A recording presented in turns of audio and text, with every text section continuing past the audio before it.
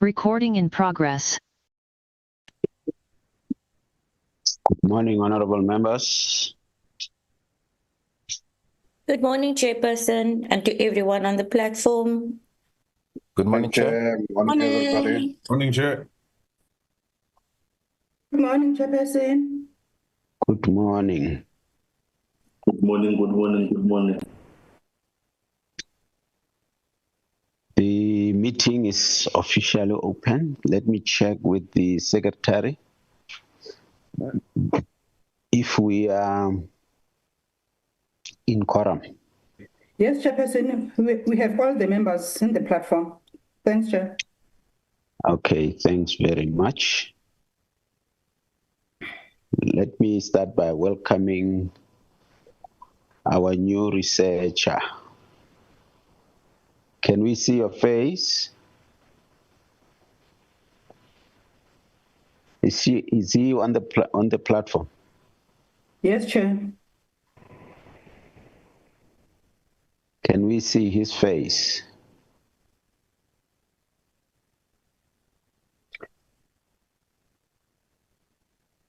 Luvuyo. Can you hear me? Can you see me? Yes. Oh, good morning, Honorable Chair and Honorable members. It's Luvuyo. You are welcome. Thank you, Chair. Honorable members, the Parliament has appointed a researcher for the Portfolio Committee of Human Settlements. Members will remember that all along, TEPO has been assisting the Portfolio Committee. Now, Parliament has appointed a permanent a permanent researcher for the Portfolio Committee. And my understanding is that TEPO will continue as an acting content advisor. Am I correct, Secretary? Yes, Chairperson, you're correct. Thanks very much. Can we fly to the agenda?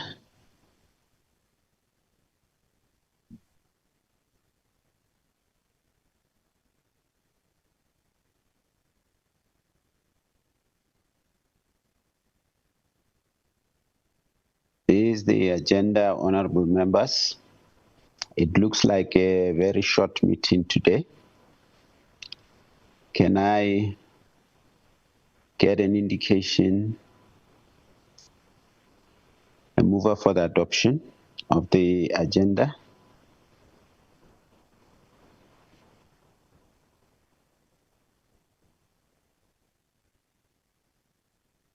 Can I get a mover for the adoption? I move for the adoption of the agenda, Chairperson. Thank you, Honorable Frenchman. Any seconder? I second, Chair. Thank you, Honorable Kakakilwe. Is there an alternative view? Nothing. This is the agenda that will guide us. Are there apologies, Secretary? Good morning, Chairperson. I received an apology from the Office of the Minister. The Minister is unable to join us today. She is attending a cabinet meeting and the DM is in transit, but she will join us as soon as she can. And also an apology from Ms. Griba from the City of Cape Town. Thanks, Chairperson. But Ms. Griba has sent someone, Mr. Mukwena, who will join us in this meeting. Thanks, Chair. Thanks very much, Secretary. I think the apology of the Minister is acceptable because there is a meeting to get a briefing from the Minister of Finance with regard to the presentation this afternoon. Unless there is an opposing view, I take we accept the apologies. We'll wait for the DM to join. Nothing. Welcome once more, honorable members. Welcome to the DG and your team. I see you are with the DDG, you are with the other members of the department, like Mr. Masemola and others that I may not have seen.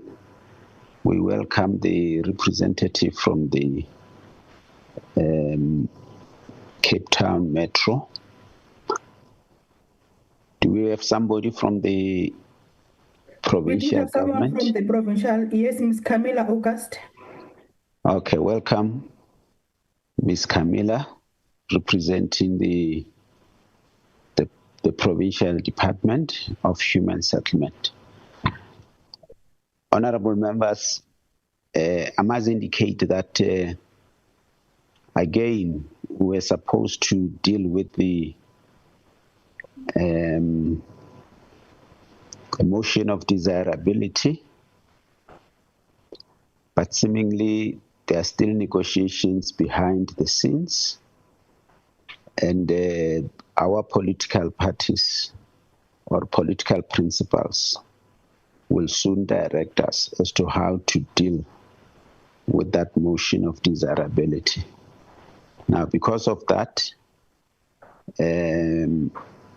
because of these discussions, we were then requested to withdraw the agenda item until we are directed by our political principals as to how to move forward. So don't be surprised. I think we're withdrawing it for the second time, but we said they must complete their discussions well in advance so that we are able to table it, if possible, even in our next meeting. But before, because we also have pressure from Parliament to process, either we bring it to an end or we process it forward so that it doesn't lapse again. So I'm just accounting on why the item which you expected is not here. In our last meeting 2 weeks back, because of time constraints, we deferred the item which we are discussing today. It's an item which was requested to be on the agenda by a member of this committee, a member of the EFF, Honorable Dlamini. I'm good. And once more, we welcome our researcher. We hope we'll work together to make sure that we deliver the required services to our people. I think we will meet with you face to face, all of us, on Friday, for those who can, when we visit a building as part of our oversight. So we hope to meet each other there. Having said that, honorable members, I'm going to allow Honorable Dlamini to introduce the item and thereafter allow the DG or your delegate to present, and then we'll get views from the provincial department and the city of Cape Town, and then we take it from there. Honorable Dlamini.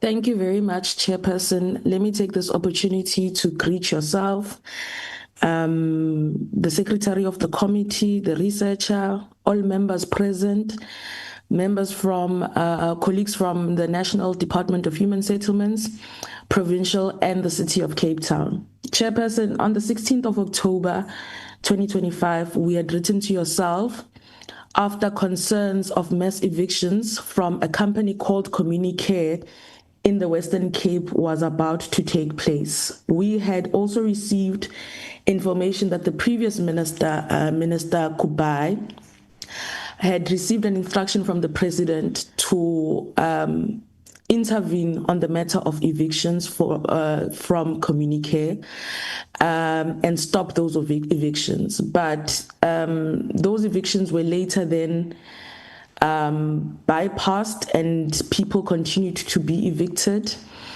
And the bone of contention here is that do properties that Communicare has, do they belong to, is SHA the agency that is supposed to ensure that all these accredited properties are rightfully placed with Communicare, or are they private properties? Now, the question would be that Communicare was in existence. It's a company that has been in existence during apartheid, and then it had a different company name. It then changed its name.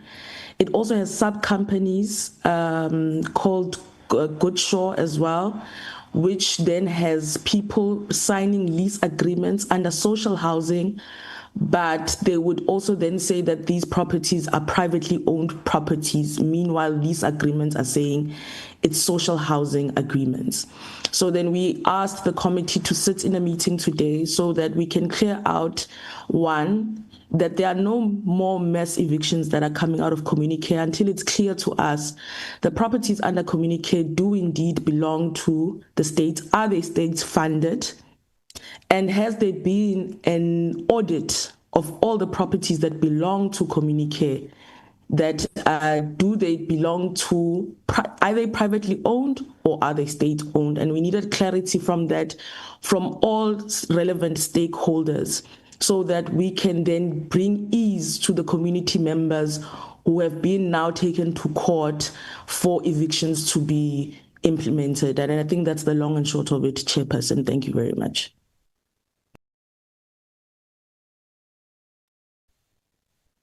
Thank you very much. I just forgot to indicate that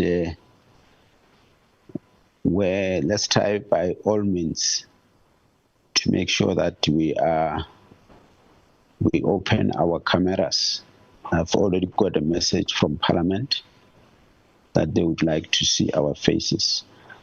If you have network challenges, you can just show your face and later close it to continue with our discussion.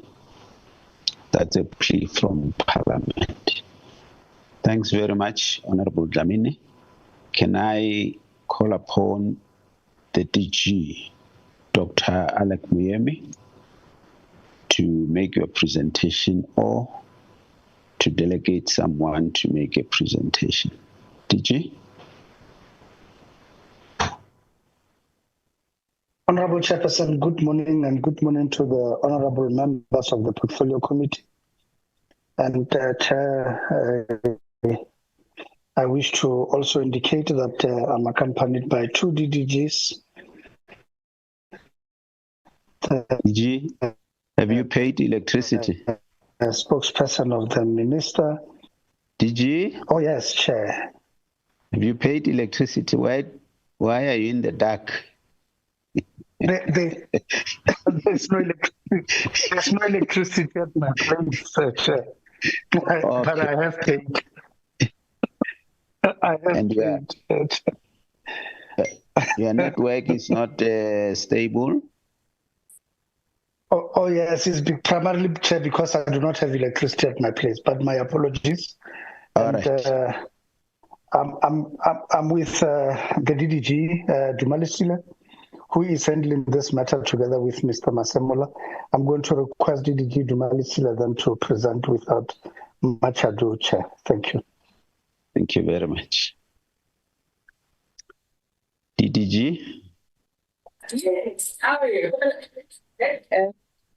Good morning, Chairperson, and good morning to the honorable members. I'm trying to switch on my camera. I know that I normally have a problem. Oh, yeah. At least there it is, Chair. With your permission, may I kindly switch it off for the duration of my presentation? Thank you, Chair. Thank you. Chairperson, I do want to indicate that the statement made by Honorable Dlamini is actually the information that we will be presenting to a certain extent. and we'll also give more information in terms of the work that we're doing with regards to Communicare. Chair, yes, it is correct that the president during 2024, I think around about April before Easter, the presidency did receive a complaint where the Office of the President was made aware that Communicare, Kosi, if you would kindly put the presentation on slide mode, where the presidency was made aware that Communicare is busy evicting senior citizens in their properties. And the minister was then requested to attend to the matter and intervene where possible. Now, going to the presentation, Chair, I will skip the table of contents and I'll go straight to the second slide with the background. On that background, Chair, we are indicating that the minister, upon receipt of that complaint, she then arranged for various meetings with different stakeholders. And these meetings were meant to actually establish as to what exactly are the challenges and why the senior citizens are actually evicted in those properties. I'm on the second slide, Kosi, with the background. Now, Chair, when we look at Communicare, Communicare does actually indicate that they have been in existence since 1929. Where they were operating under different companies, up to the point where they have been changing the names of the companies, to the point where now we are sitting. Your slides are not moving, Kosi. Chair, I'm being assisted by Kosi or Koliswa on the other side, and it does look like it has frozen. Yeah. Maybe if you can switch it off and we start all over again. I'm not sure who's operating the slides. Let's restart.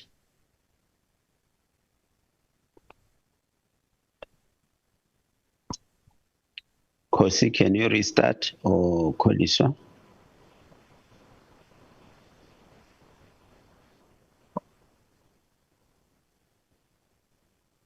Kosi, are you okay? Can you share from your side, Collie? My computer is frozen. My apologies.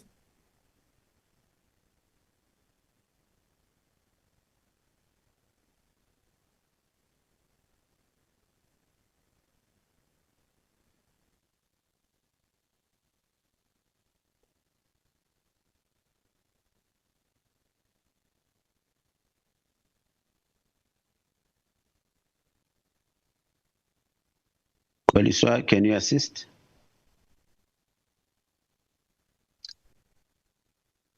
Chair, yes, I am trying to assist.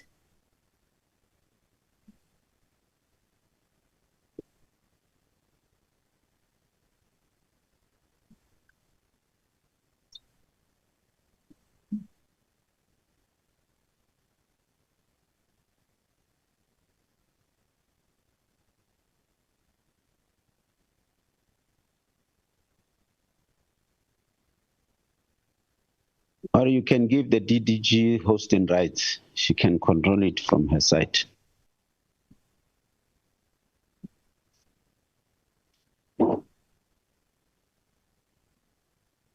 Okay.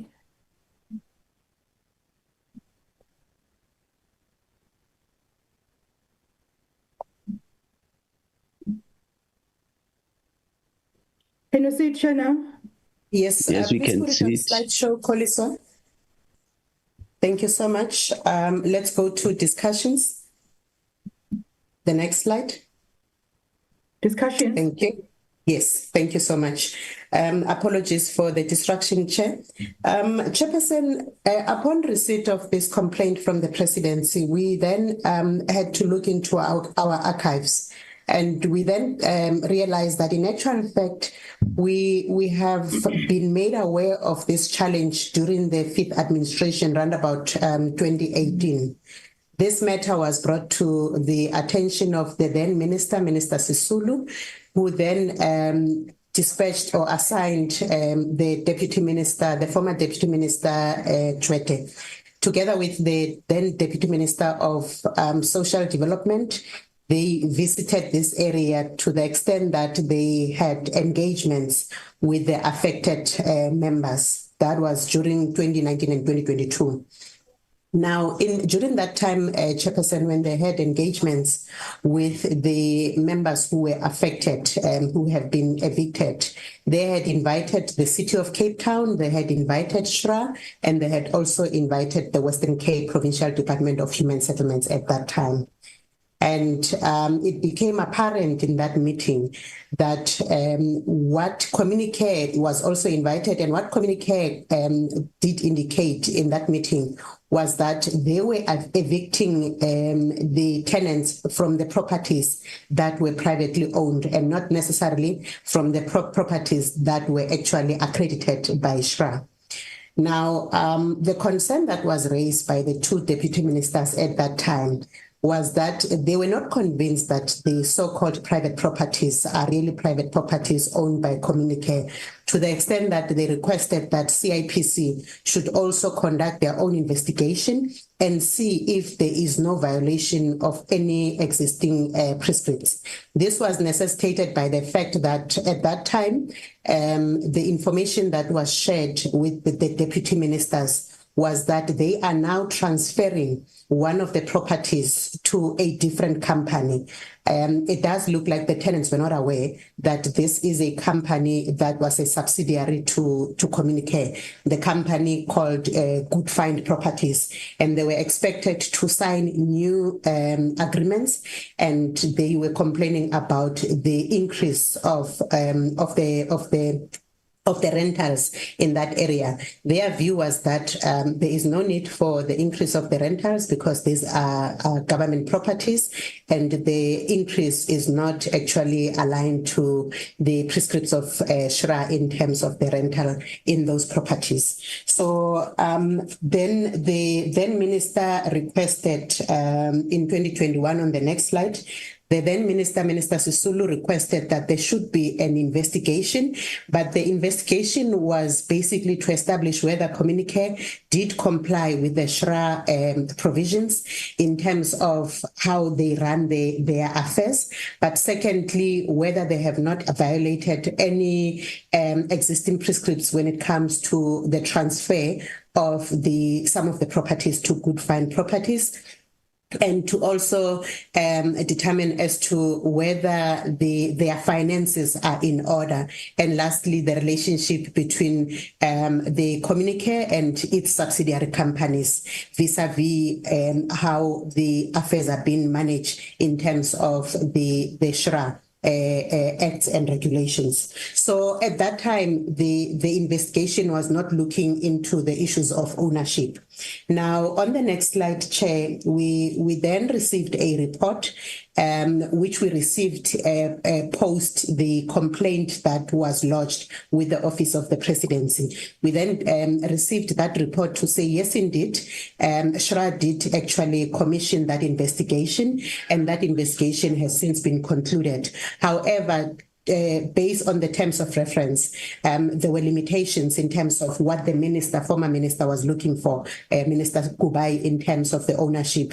It didn't go to that extent because the focus was on the issues that are raised on the previous slide, Chairperson. Now, that then became apparent that there is a bit of a shortfall in terms of the investigation, and the community members were aware of the investigation that was commissioned by SHRA at that time, which was concluded in 2021. But because it was not talking to the issues that they were expecting, unfortunately, that was only shared with the then minister. Now, in May on the 7th, the former Minister Kubai, then invited all the stakeholders, on the next slide, invited all the stakeholders to actually come and attend the meeting. But these were separate meetings. I think they were staggered as back-to-back meetings. The first meeting was with the Communicare leadership. And the Communicare leadership was adamant to say, where they are evicting the people, it's actually from their own companies, which is privately owned companies. They have not evicted anyone from the companies that were actually accredited and funded through the SHRA program.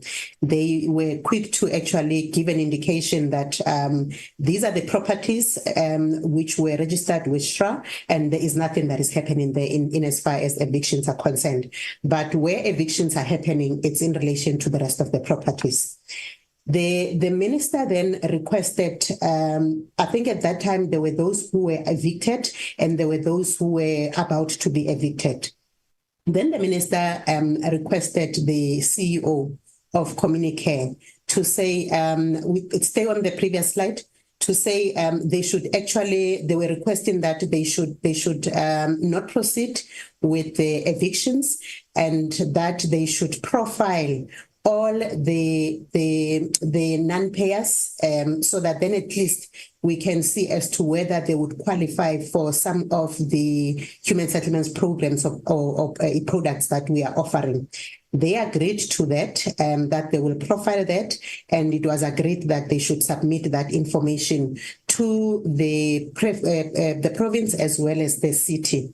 They did agree to the fact that they will stop with the evictions until such time the process that will unfold between the city and the province is concluded.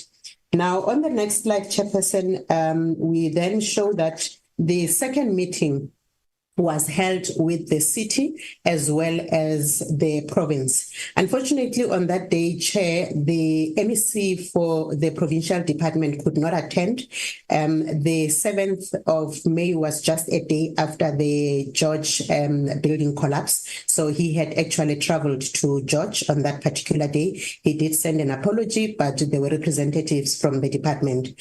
The city was represented by the executive director who tendered her apology, as well as the current MMC. And in that meeting, which was viewed as the government meeting, the same issues were raised. And the city was then able to indicate that in actual fact, for those who were evicted, there were those who were actually, there was one who was disabled. They had made provisions for alternative accommodation, and they had made sure that it's accommodation that is suitable for his condition. They were in the process of finalizing an alternative accommodation for the second person who had been evicted. But the minister then did actually relate to them that the request she made to the Communicare CEO and the leadership was that they should put on hold all the pending evictions and that they should profile the non-rent payers from the properties and send that information to the province as well as the city. It was agreed in that meeting, on the next slide, it was agreed in that meeting, Chairperson, in as far as the timelines are concerned, that as soon as the information is received from Communicare, then the province as well as the city, they will then screen these members and see who qualifies to benefit from the existing products. So it was agreed in terms of the timelines, which are actually indicated on the slide, I think, on the previous slide rather. So these were issues that were agreed upon, and the last issue was that was raised, which was a resolution as well, was the fact that the city as well as the province should be able to come up with a long-term plan that will assist to accommodate these evictees as and when there are those court orders, and they should be able to assist in this regard. This one was agreed upon, and the understanding was that then they will submit that long-term plan to the office of the minister and the DG. Subsequent to this meeting, Chair, the DG did write a letter and to the HOD as a follow-up, as well as the MM of the city, to remind them of these resolutions and the expectations in terms of what was agreed upon. Unfortunately, to this date, we have never received anything. Chair, I do want to indicate that we then went ahead because one of the resolutions was that the department should then conduct a detailed forensic investigation over and above what happened, what Shra did. We should also look at the ownership of the properties. Why are we looking at the ownership of the properties, Chair? We previously had a Housing Act of 1920, and this Housing Act of 1920 did cater for rental housing for low-income earners. And it did actually create a fund from which municipalities could borrow to support the construction of the houses at lower interest rate for the same low-income earners. So we are of the view that if this is the case and Communicare under the Housing League Utility Company, that was the name previously, if they benefited from this same act, then the likelihood is that they have been running a social housing program and they have been benefiting from the government. And therefore, these properties, there is a likelihood that these are government properties. But we have to test that view, Chairperson. And this is exactly what we are doing. The company has changed names over the years, Chairperson, several times, and up to the point where now we are sitting with Communicare, and it does have quite a number of subsidiary companies under its name, including the one that it was transferring the companies to. So, Chairperson, at this point in time, if we go to conclusion, our investigation, the preliminary outcome that was shared with us, Chair, is just a confirmation that these properties indeed do exist, especially the ones in the subsidiary companies, and these properties do have title deeds in those names and not any other name. Now, they are in their second phase, Chairperson, that will also look now into the ownership and how these properties were acquired and the ownership of these properties, so that we can then be able to close that element completely. So that is the process that is underway, Chairperson, from our side to actually determine the ownership and the acquisition of these properties. That was basically the assignment that was assigned to us as part of the engagements that took place on the 7th of May 2024 that were coordinated or chaired by the former minister. And the rest of the resolutions, Chairperson, unfortunately, they remain unattended to or unactioned by both the province as well as the city of Cape Town. Thank you, Chairperson. Thank you very much. PLO, please mute. Thanks very much, DDG. Secretary, there's somebody with 50070-371. Can that person identify him or herself? 50070-371. Good morning, Chair. I'm Michael Collison, Department of Land and Asset Management, Western Cape, Department of Infrastructure.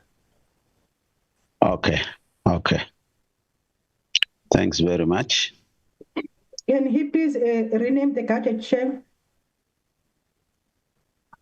Would you mind renaming the gadget? Okay. Older. Okay. All right. There is a report from National Department. Can we get input from the province?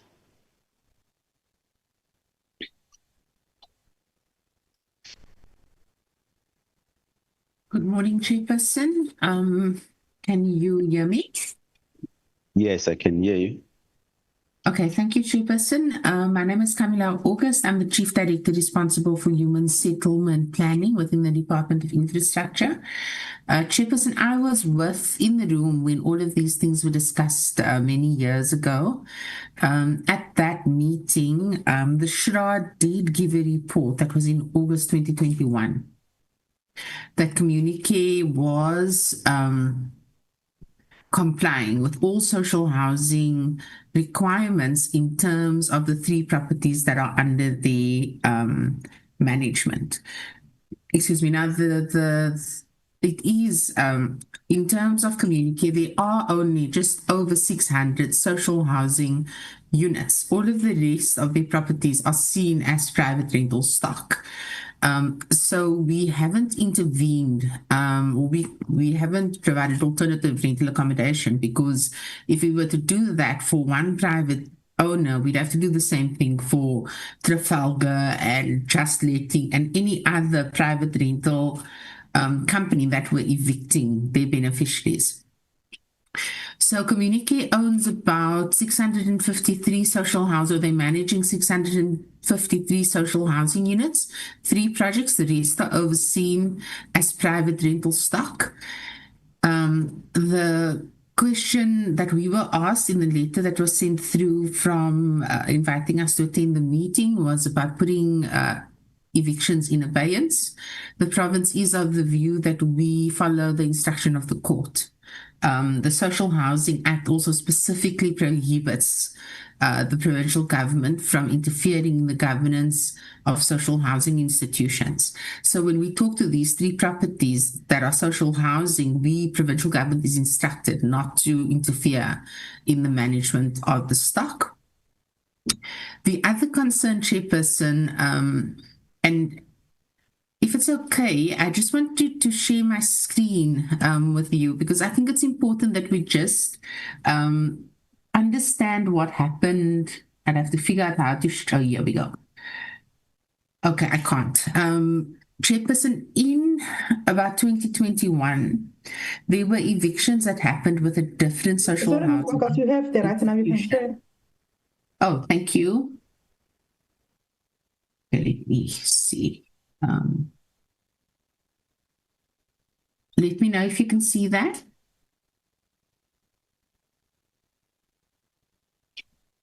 Not yet.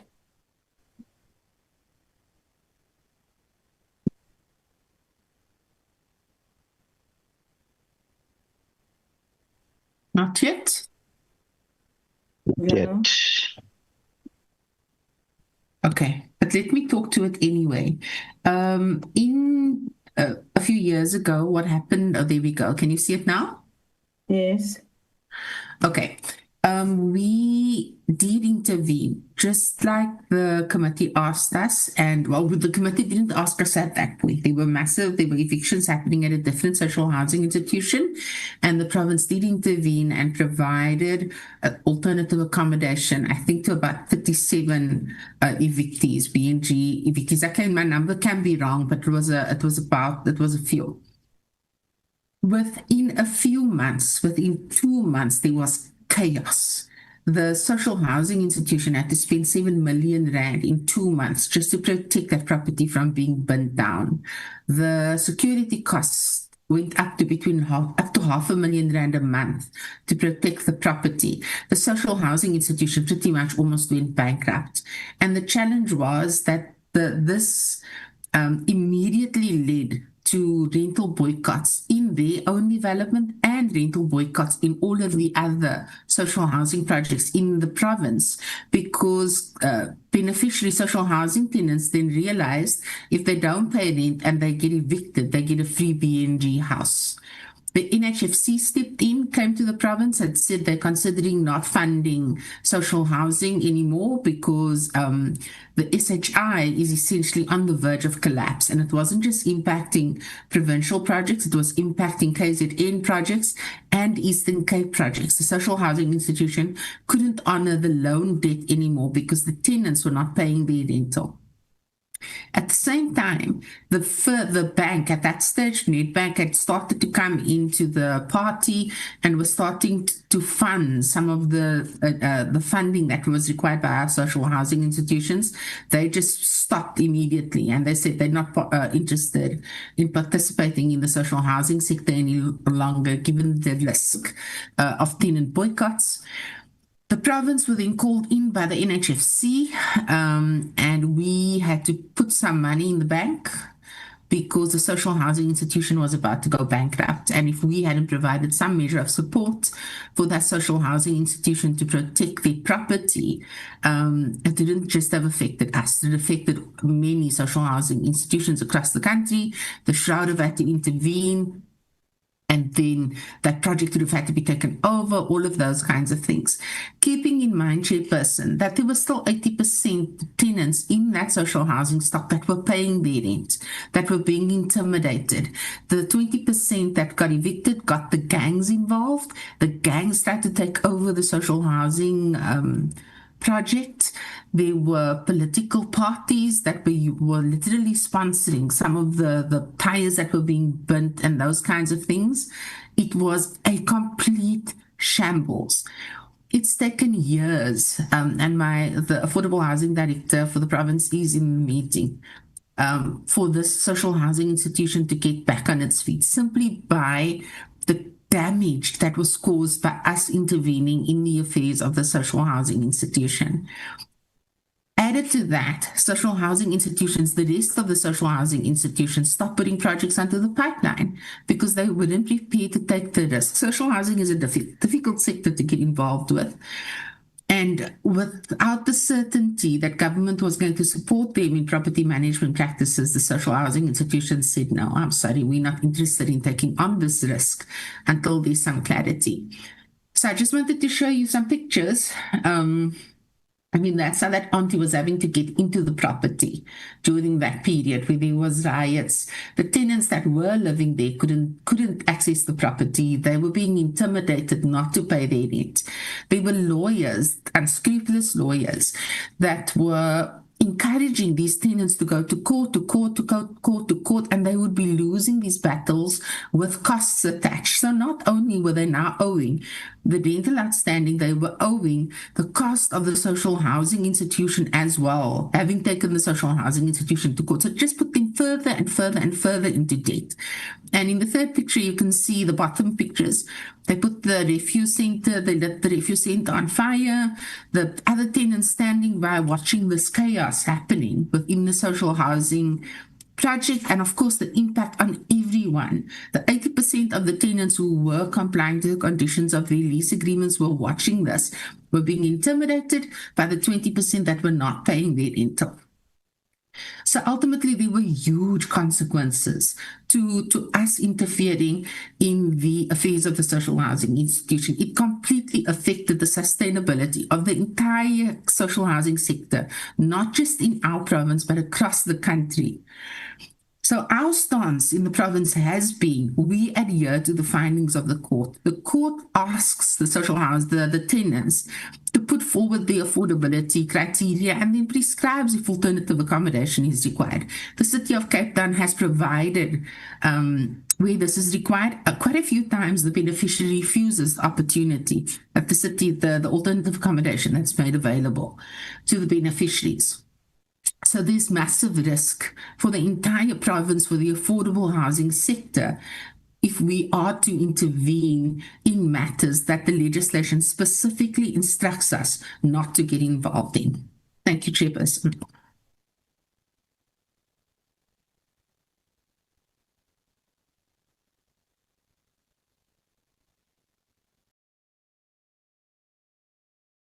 Thanks very much for the presentation. City of Cape Town, do you want to say something?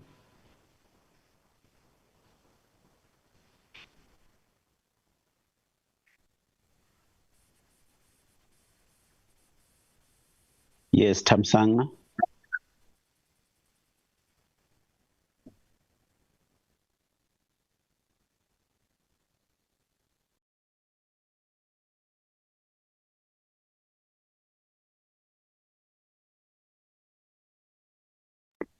Anyone from City of Cape Town?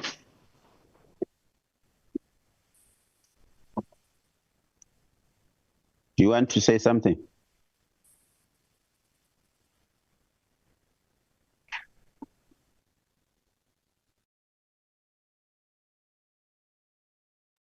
We can't hear you, Tamsanga.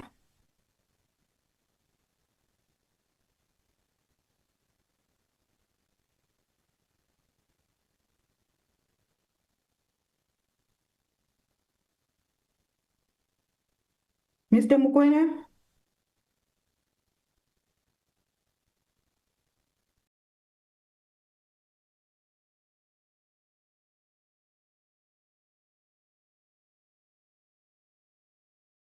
He's saying something, Chairperson, he has nothing to say. He has a problem with the mic as well.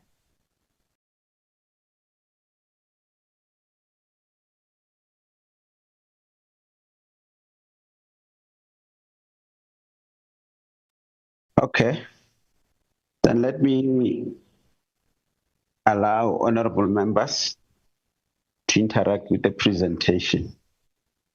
Maybe let me start with the Honorable Dlamini.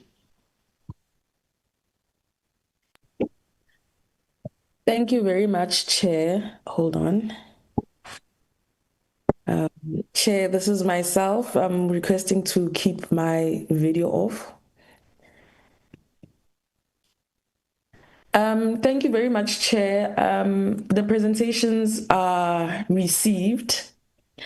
My questions are, this is for National Department, was there a time where the accredited between 2018 to 2022 where Communicare withdrew accreditation of some of their properties from SHRA? And then the non-paying, okay, but the Western Cape government, I think we can all see that no one was profiled, because I don't get this notion that once there's a problem, once people protest or are resistant to something, you ignore the problem. Maybe, hopefully it goes away. I take exception to that as to, okay, then there were people that were protesting, so now you are just going to ignore and you're going to get instructions from the court. Whereas there was a stakeholders meeting, we're even hearing now that it's even 2 administrations down, where agreements were reached, where resolutions were made in that meeting.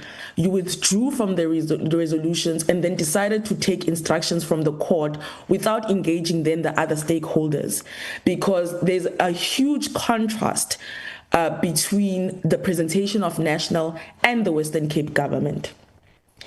Also to the national government, now that the forensic investigation is not being concluded and it's taken so long for it to be concluded, how do we know that Communicare isn't still continuing to have subsidiary companies that it's transferring its properties to, and then we might even miss out on the properties that they own?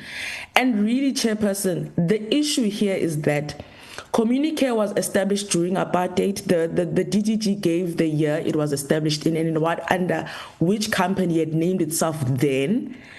And we want to know that, because what we don't want is that Communicare benefited from state funds to build and establish itself with properties, and then guise itself as now having private properties, but those properties were funded by the state. That is criminal. And that's what we need to establish. And then have the Western Cape government or the city of Cape Town taken the time to go to these properties and see the lease agreements that the tenants had signed.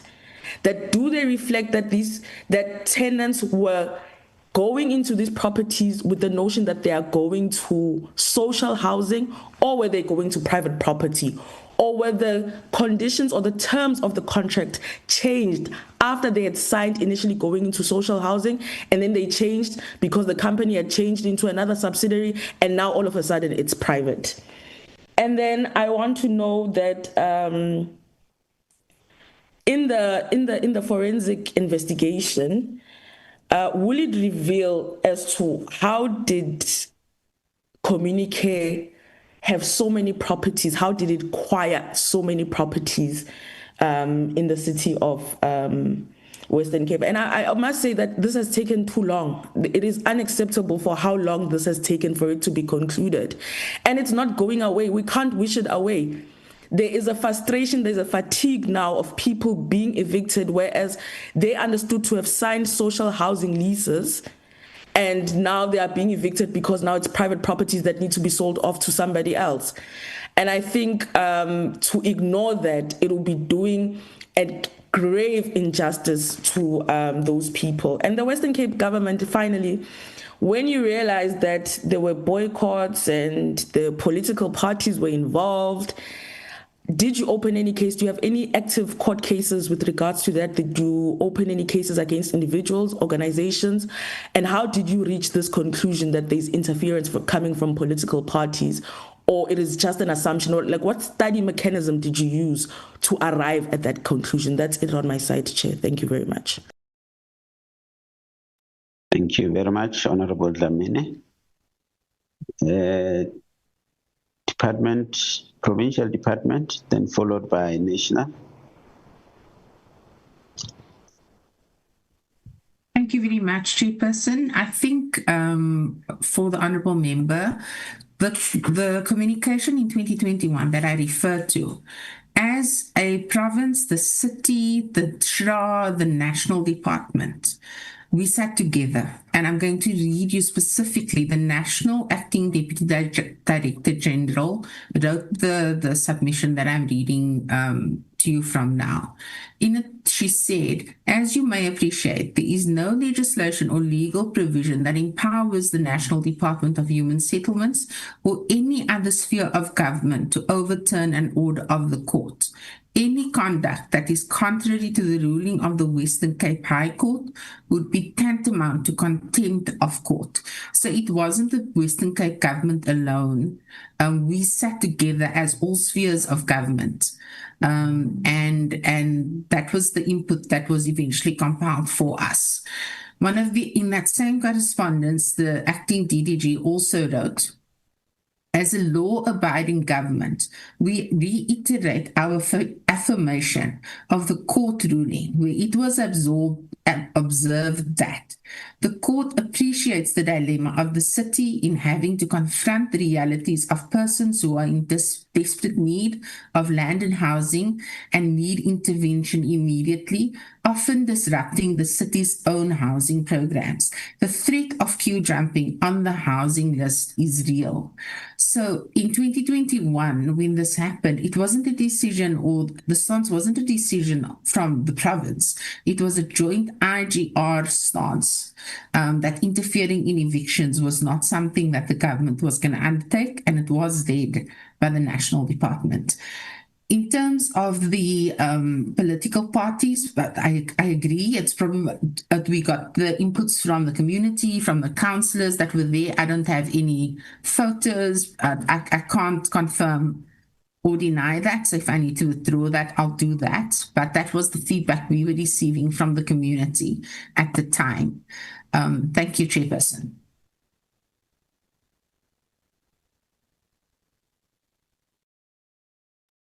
Thank you. National Department. Thank you very much. Just to reiterate our stance so that we are not put out of context. We reiterate our stance that indeed when a court has made a judgment, all of government and all citizens are expected to abide by that decision of the court. I think that's said and done. This is not the matter at hand that we are concerned about. Even if the court has made a decision to evict citizens, our position as government and our post and our policies are that citizens must not find themselves on the streets, and that the work of government still has got to happen for citizens who find themselves in destitute circumstances. And our social policies, as the state, are supposed to be responsive, and indeed are responsive to citizens that find themselves in destitute circumstances. So where there has been evictions and people have been evicted, the state cannot neglect its responsibility of finding alternative accommodation for those that meet with our requirements. And in order to determine whether those people meet the requirements or not, we are obligated to profile those people. And I think what Member Dlamini is raising in this regard is whether indeed we as government have actually done what we're supposed to do with the citizens that are impacted by this, and have they been profiled? Have we identified which of our products on offer do they qualify for, and what has been our response in this regard? I think that that's the first important part to make, so that our stance is not diluted or confused in terms of what we say and what we believe in and what we hold dear as policies of the government of the day. Let me just then, Chairperson, with your permission, answer some of the matters raised by Honorable Dlamini in this regard. And I think the first issue to respond to is the matter of whether Communicare has indeed,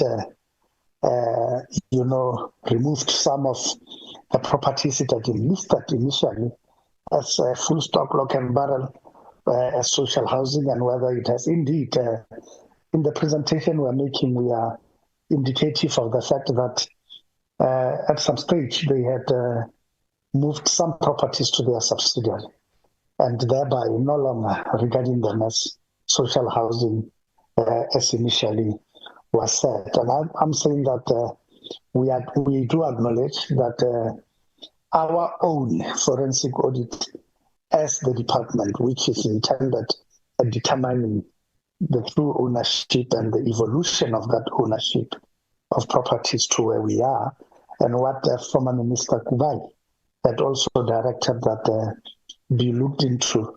That part, phase one of the two-phase forensic inquiry has come and gone. We are now at phase two. And when that phase two comes, we believe we'll have better answers. We appreciate what Member Dlamini raises, that it is taking inordinately long. We accept that, and we are looking at ways ourselves to quicken the process, and we're engaging the forensic auditors to see if the process cannot move faster. But this, again, I'm going to reiterate, Chair, that will not negate the responsibilities of the state to those that find themselves in destitute circumstances, irrespective how they arrived there. Thank you very much. Thank you, DG. I see a hand of one Gavin Wiseman. Are you from the municipality department? Chair, no, hi. I'm the Director of Affordable Housing with my colleague Kamala August with the province. Okay. If I may possibly just add a little bit of light to the honourable members' questions. And I see the acting CEO of SHRA is in the meeting. I think it does get a little bit complex, or not doesn't get complex. The issue is there were only essentially three projects undertaken by Communicare in terms of the Social Housing Act. In other words, would be described and construed as social housing. That definition is important. That accounts for about 599 units. There was the Dromedaris project, which was 219, and there was a Buddhist Gardens phase 1 and phase 2 of 120 units and 314 units respectively. So those three projects are the only registered social housing projects that Communicare owns and manages and reports to the SHRA on a quarterly basis. So none of those have been withdrawn. None of that ownership has shifted or changed. Those are still intact. Chair, the issue at hand is units that Communicare, if it is there were various areas that Communicare had just constructed way back in the early 1940s, where units were developed in terms of their main mandate was providing affordable housing. Chair, I think you've referenced the national forensics audit, as I understand, is currently will be undertaken or is being undertaken, which will do a deep dive in terms of the levels of property transfer that have happened.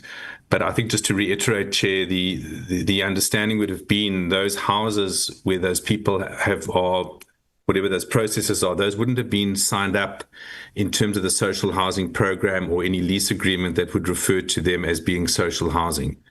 Those were in the ownership, or are in the ownership of Communicare, and that would be deemed as a standard lease agreement in terms of the Rental Act. Any complaints issues would be forwarded to our provincial rental tribunal and heard on that basis, and where eviction is sought, that would follow due processes through the local courts if necessary.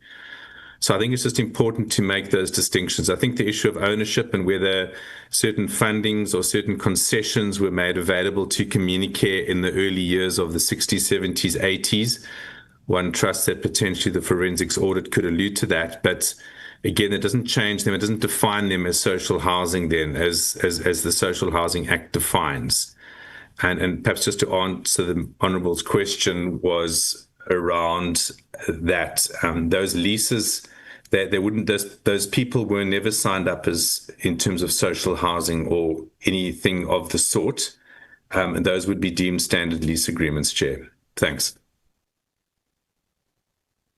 Thank you very much.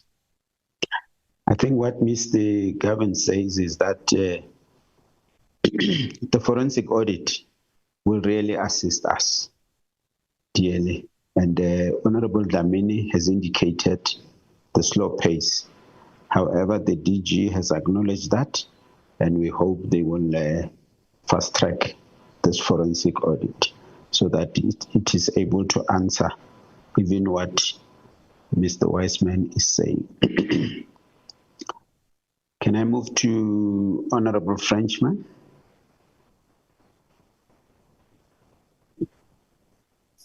Thank you, Chairperson. Chairperson, I just want to know if, did the tenants use their first home finance subsidies as well to move into these social housing? And then from the time that they signed the lease, by how much has the rent increased? Like what was the lease amount to them the first time that they moved in? And yeah, to how much has it increased? Thank you, Chair.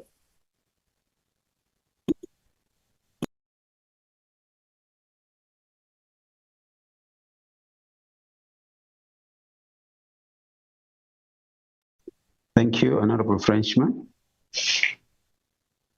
I'm not sure who will take a bite. Province, National? Those Chair, two questions. Chair, yes, I can potentially respond. Sorry, just to confirm with Member Frenchman, again, it's important to make the distinctions between the standard lease agreements and those within the social housing arena. The SHRA is very good and very strong with its regulation of the sector, and so typically within the social housing environment for any of those three projects that I mentioned earlier, there would be there is an element of year-on-year escalation, but that is always approved beforehand by the SHRA and is always well below CPI. So the Act and the model does make provision for some year-on-year escalation, typically within the CPI sort of indicators for inflationary increases. And typically those sorts of levels of rental increase would then be assigned to the social housing projects.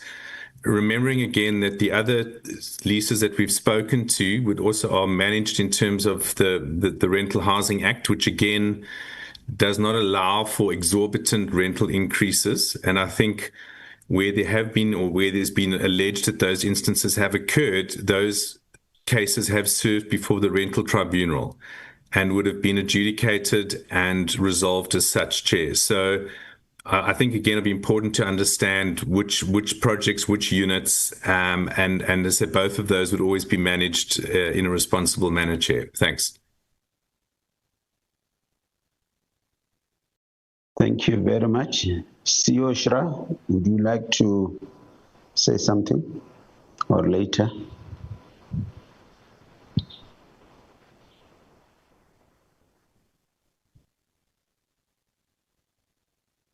Okay, let's go to Honorable Abada. Sorry, Chair. Yes. My question with regards to whether any of the tenants do use their housing subsidies.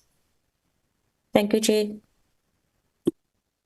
Yes, that's why I wanted CEO of Shira to come in. Gavin, are you able Sorry, to Chair, answer? Member Frenchman, just again, just remembering that the Communicare stock is a rental form of tenure. When you refer to subsidy or that they've used their subsidy, that would typically be in the ownership environment, and the subsidy potentially would be the first-time finance subsidy. That would be for them acquiring units themselves. I speak under correction, but I think Communicare has offered to some of the tenants the ability to enter into a rent-to-own type of agreement to then be able to purchase the property. And in some instances, those individuals might well be able to qualify for the first-home finance subsidy. So again, it'll just be important to ascertain the details on a specific transaction. But the first-home finance or any subsidy outside of the three social housing projects we spoke about, where that's an objective subsidy where it goes to the institution itself to build social housing and not to the individual. When you speak about subsidies, that would be in the ownership capacity, Chair. Thanks. Thank you very much. Acting CEO, then followed by Ms. August. Acting CEO. Chairperson, good morning. Good morning. Apologies, I was busy talking to myself here because I didn't know how to raise a hand. Now I've learned how to use Zoom. Chairperson, the question to the extent of what Member Dlamini was asking is that over and above the... Can you open your camera? Oh, sorry. How do we do that? I'll tell you now. Can you see me, Chair? Yes. There I am. Yes, I haven't changed. All right. Thank you. To the extent that Member Dlamini was asking is that over and above the stock that is regarded as social housing, okay, the forensic has been done, but let's go back to the rest of the stock that is considered not social housing. How was it funded? I think that's the question that, as we're sitting here, the DG has spoken to, and the forensic will go into, because over and above what Communicare has been doing in correctly reporting to the SHRA and showing how they're managing their current social housing stock. The fact is that the Act and the regulations does allow that retrospectively any unit that has received government funding should abide by social housing, by the Act, yes. And to the extent that if they were to sell any unit, what does it do to the tenants in that unit, and what happens to the funds? As we've treated the retrospective request for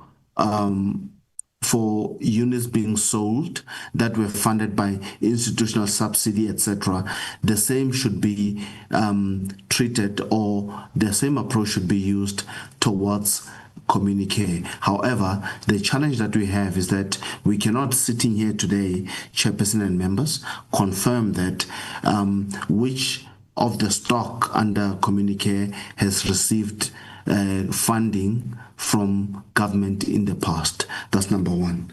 Number two, what Gavin was speaking to is that, correctly so, we do manage the rental increase for each and every unit or every institution year on year to ensure that affordability is guaranteed for long-term tenure of the tenants.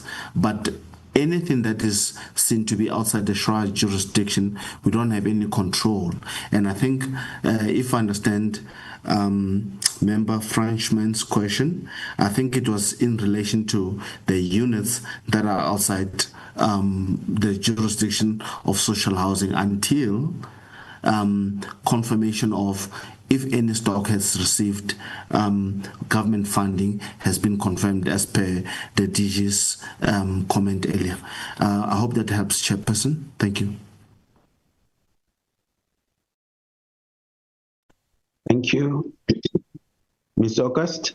Thank you, Chairperson. Just to confirm, the Rental Housing Tribunal, we've got a director, separate director, who's responsible for that. I did chat with him this morning.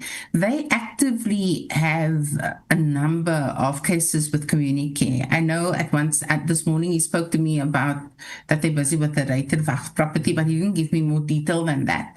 I can say that over the years, there's been hundreds of cases between Communicare and the tenants on their private rental stock.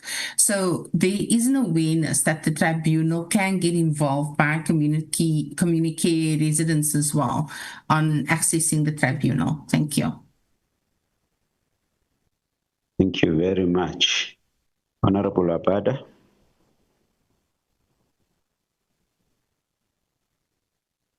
Can you see me, Chair? No. Oh, there we go. Thank you, Chair. Good morning to you, Chair, and to everybody on the platform, my fellow colleagues, honorable members. Thank you for the presentation, but you know,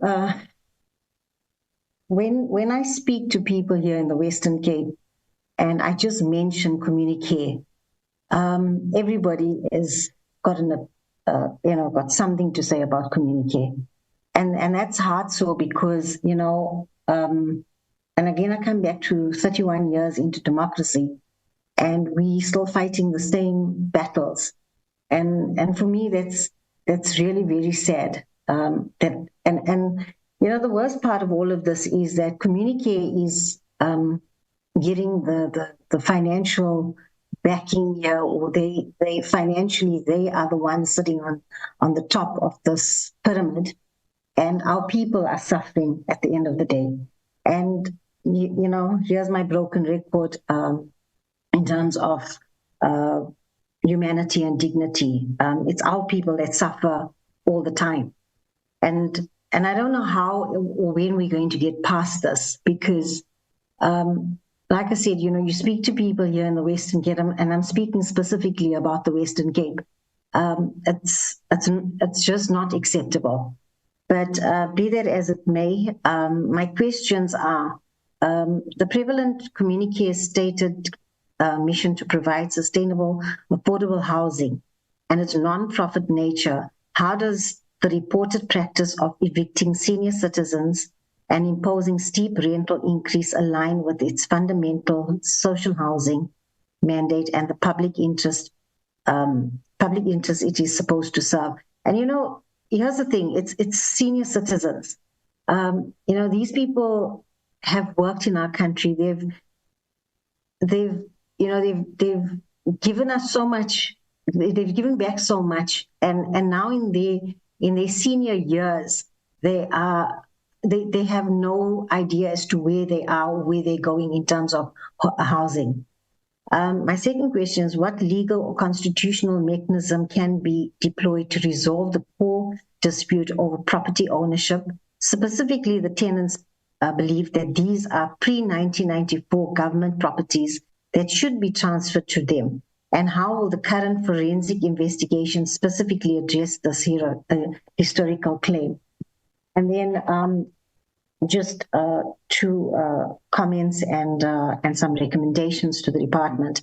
The presentation projects an image of progress, yet the silence on affordability and tenant welfare exposes a growing disconnect between social housing objectives and commercial realities.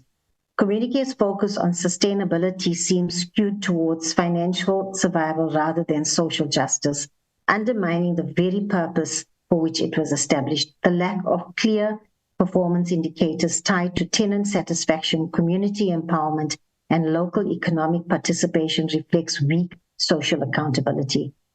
My recommendations are that we, as the Human Settlements Department or the Human Settlements Department, SHRA, must conduct an independent compliance audit on Communicare's rental pricing, tenant selection, and maintenance policies to verify adherence to social housing regulations. And, you know, I just heard now that they're saying they're going to get first home finance involved. But we've been through all of this and we know how these things work. They decline. So, you know, give us something more tangible in how this procedure is going to work. And then we need to know, like with the evictions, the eviction should be considered until transparent grievance and affordability review mechanisms are established for all tenants. Government partnerships with Communicare should be contingent upon measurable social impact outcomes, not just financial performance, ensuring that every rand of public subsidy translates into tangible, equitable housing access.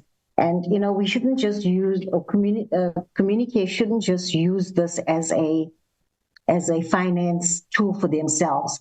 They profit out of all of this, and then our poor still stay poor, and not only poor, but without housing. And as I've always said, you know, when a person has a home, that's their dignity. That is when we're giving back the humanity. And I know a lot of people will say, yes, but go and work for it. Work how? We're sitting with a generational gap here, generational gap in terms of finance, generational gap in terms of education, generational gap in terms of where our people have been living. I submit, Chair. Thank you.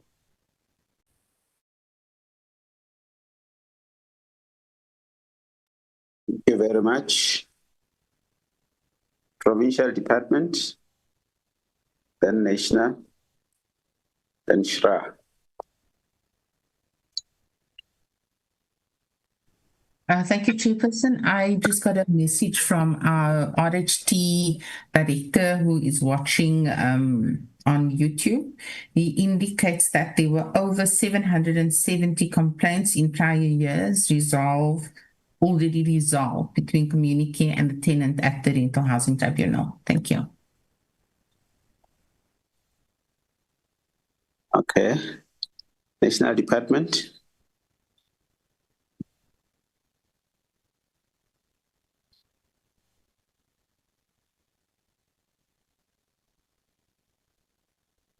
DG and your team.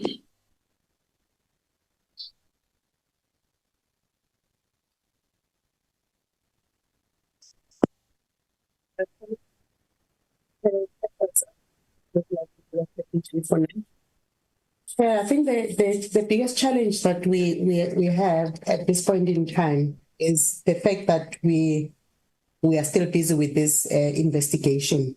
And I think it has just been confirmed by the acting CEO of SHRA and Mr. Wiseman that at this point in time, what is legally the properties of government is those 3 properties. So until such time we have made that determination, Chairperson, then we will be able to make a proper intervention. But I do want to indicate, I think there's a matter that was raised by Member Dlamini earlier when she was asking questions. And I do want to indicate, Chair, that at some point in time, the CEO of Communicare was requested to put on hold the evictions. This was last year in May. And she did actually made an undertaking that she will do likewise, which she did ultimately up until July. And the whole reason for her to actually do that was with the understanding that the province will, together with the city, will profile those who are actually having challenges, so that we can be able, the DG did emphasize this, so that we can be able to actually understand who qualifies for what products that we are offering, whether it's the first home finance, whether it's the rental in terms of SHRA, or whether it's the BNG, which is colloquially known as RDP. And until such time that is done, Chairperson, we will continue to have these challenges whilst we're still busy with the investigation. I thought I should just put that emphasis. Thank you, Chair. Ms. August, this profiling, your comments, please. When can you do it as a province? I think the question must be directed to the City of Cape Town. The housing demand database vests at the City of Cape Town, and they are in the room. The auditing of the social housing stock is legislated to be with the SHRA. So that's managed the three projects, but the beneficiary screening and all of those things for all citizens within the metro and updating and maintaining the databases with the City of Cape Town. Thank you. City of Cape Town, Mr. Mkwena.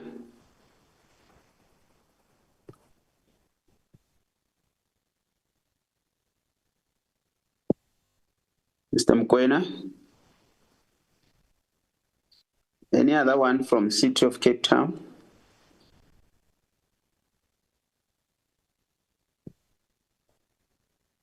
Secretary, who are the reps from City of Cape Town?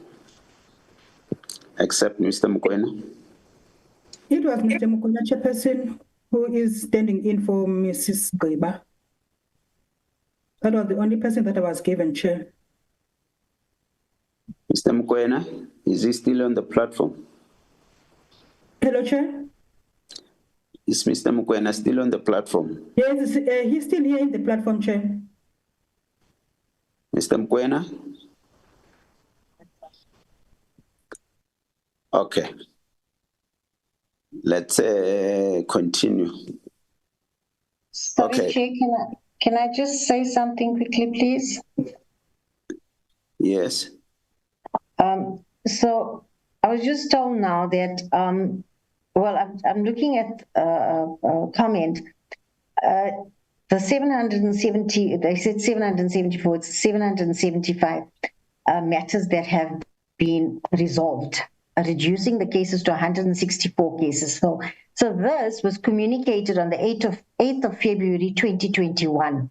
The Western Cape Rental Housing Tribunal issued a statement on the 8th of February 2021 that they had closed 611 Communicare-related matters since 2018, okay, reducing active cases from 775 to 164 now. That's still open. What were the resolutions as well? I know it's a lot, but how was it resolved?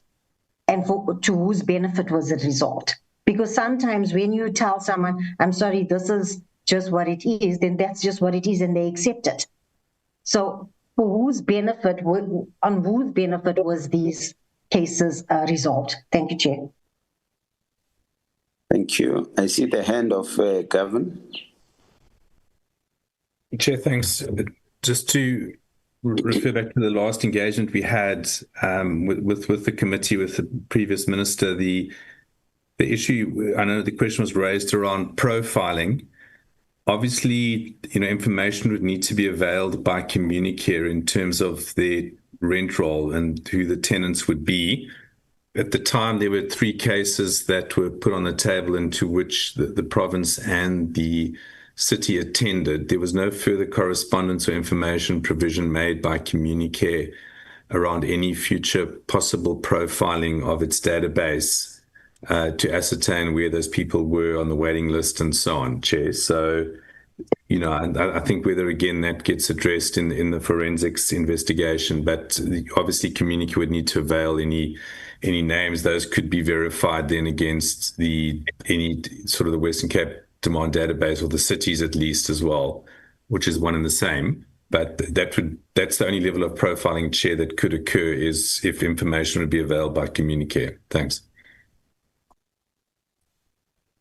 Thank you very much. Honorable Khakile. Yo, thank you, Chair. Ke gana go bula camera. I'm sure you would say no. Chairperson, thank you. Most of my questions have been responded to. I just wanted to find out about the list which was supposed to be submitted by Communicare. And then with the government, the provincial department, as well as the city.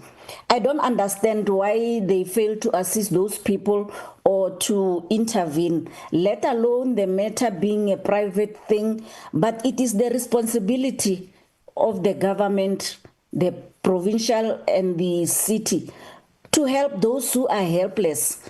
I mean, if we are listening to what is going on, most of the people, they've been there for years. Most, they are elderly, they've aged, they are pensioners, they can no longer continue to pay the rental. Why can't they be assisted as soon as possible? The list was supposed to be submitted around the 21st of May 2024. Now we are in November 2025, and the city is still waiting for the list. Why didn't they do the follow-up when there was still time? Because the city was expected that on the 28th of May 2024 to have finalized who is eligible for the BNGs and who is not. Thank you, Chair, but we need to start taking things seriously and not to hide whether things are private or not private.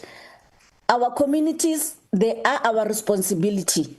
We are here to assist them and to help them. Thank you, Chair. Thank you very much, Honorable Khakile. Gavin, any comment? Or no, not at this stage, Chair. Thanks. Ms. August?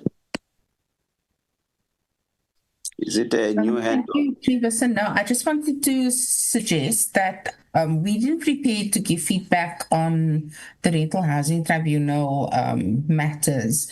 If that is required, perhaps the Chairperson and the committee can request a briefing on that, or perhaps we can be asked to send a written documentation just to explain what is within our power to share.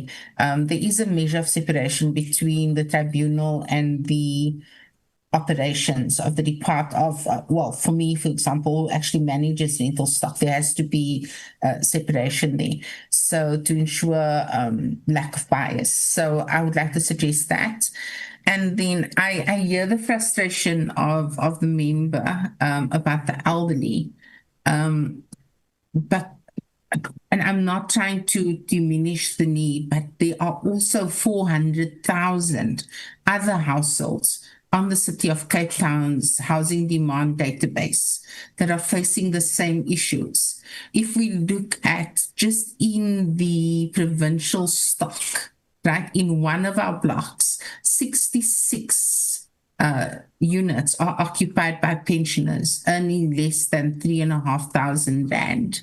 And the subsidy that we're giving as government, the cost of the hidden subsidy to tenants within our own rental stock is astronomical. We cannot afford the maintenance. We cannot afford the rates, the water, the taxes, the municipal bills don't go away when our tenants aren't paying. So if we, the question for me, and I'm not talking as a position for the department, is how do we respond holistically? Do we take care of pensioners within government stock first to lessen the burden, the financial burden on the state of making things like payments, municipal accounts, water, electricity, before we extend the support to the private sector where that responsibility is? I think what I'm trying to say is there's a finite amount of funding in the pot and it's decreasing every year. The question has got to be how government uses that shrinking pot to create more opportunity and to lessen the financial burden on government. Thank you.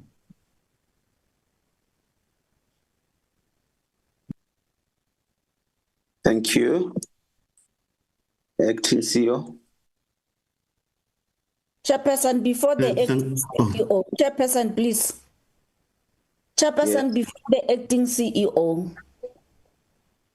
I don't accept that the province is telling us that they cannot afford. What is it that they cannot afford?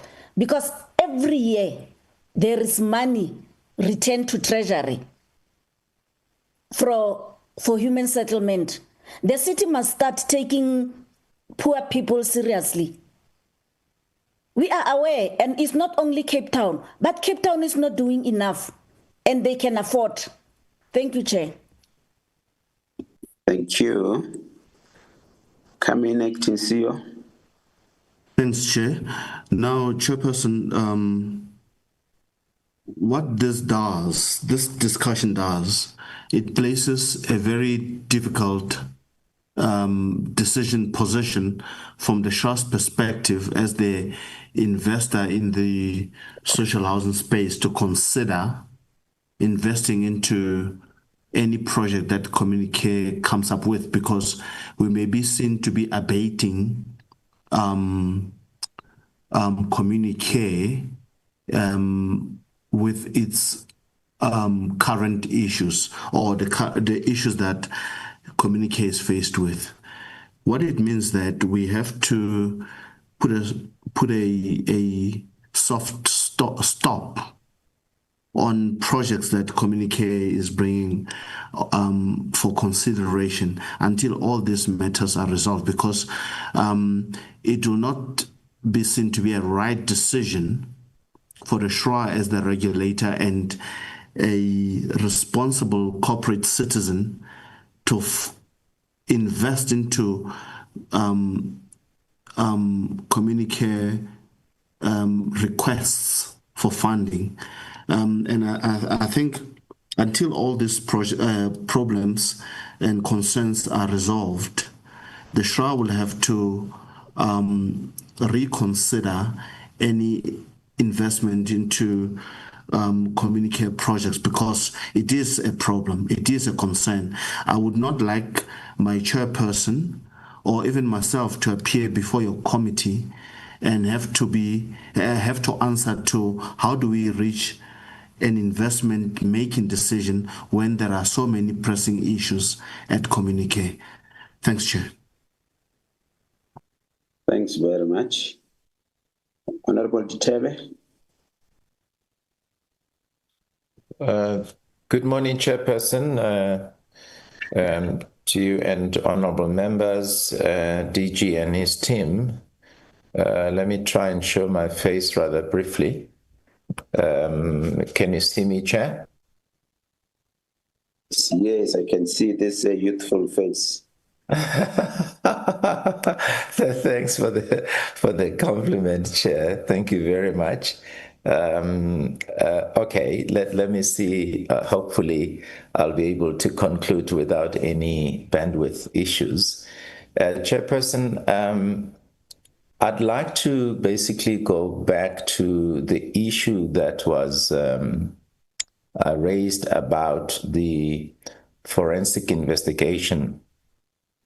I think if one looks, or rather listens very carefully to what the Western Cape Human Settlements Department says in response to the question of the lot or the situation of the tenants, for example, one gets a sense that the response is very much doctrinaire, is very much ideological.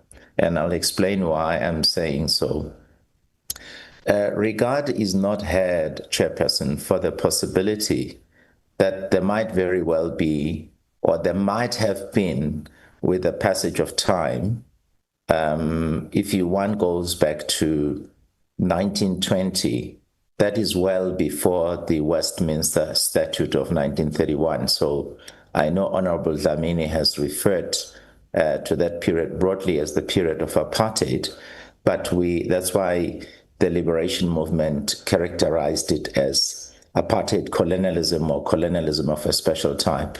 Why am I raising this? I'm raising this because if you go back to 1920, that's just 10 years after so-called self-governing dominion of 1910, the Union of South Africa, and of course, with the British still pretty much playing a role there. So whatever happened in the aftermath of 1920, 1931, etc., even 1948, it is very much clear that these assets could easily have exchanged hands from government, although it may have not been lawfully so, to other people that found loopholes and then acquired them for private use. And of course, if we stick strictly to the prescripts of the law, as the DDG has said, only few of these properties that are under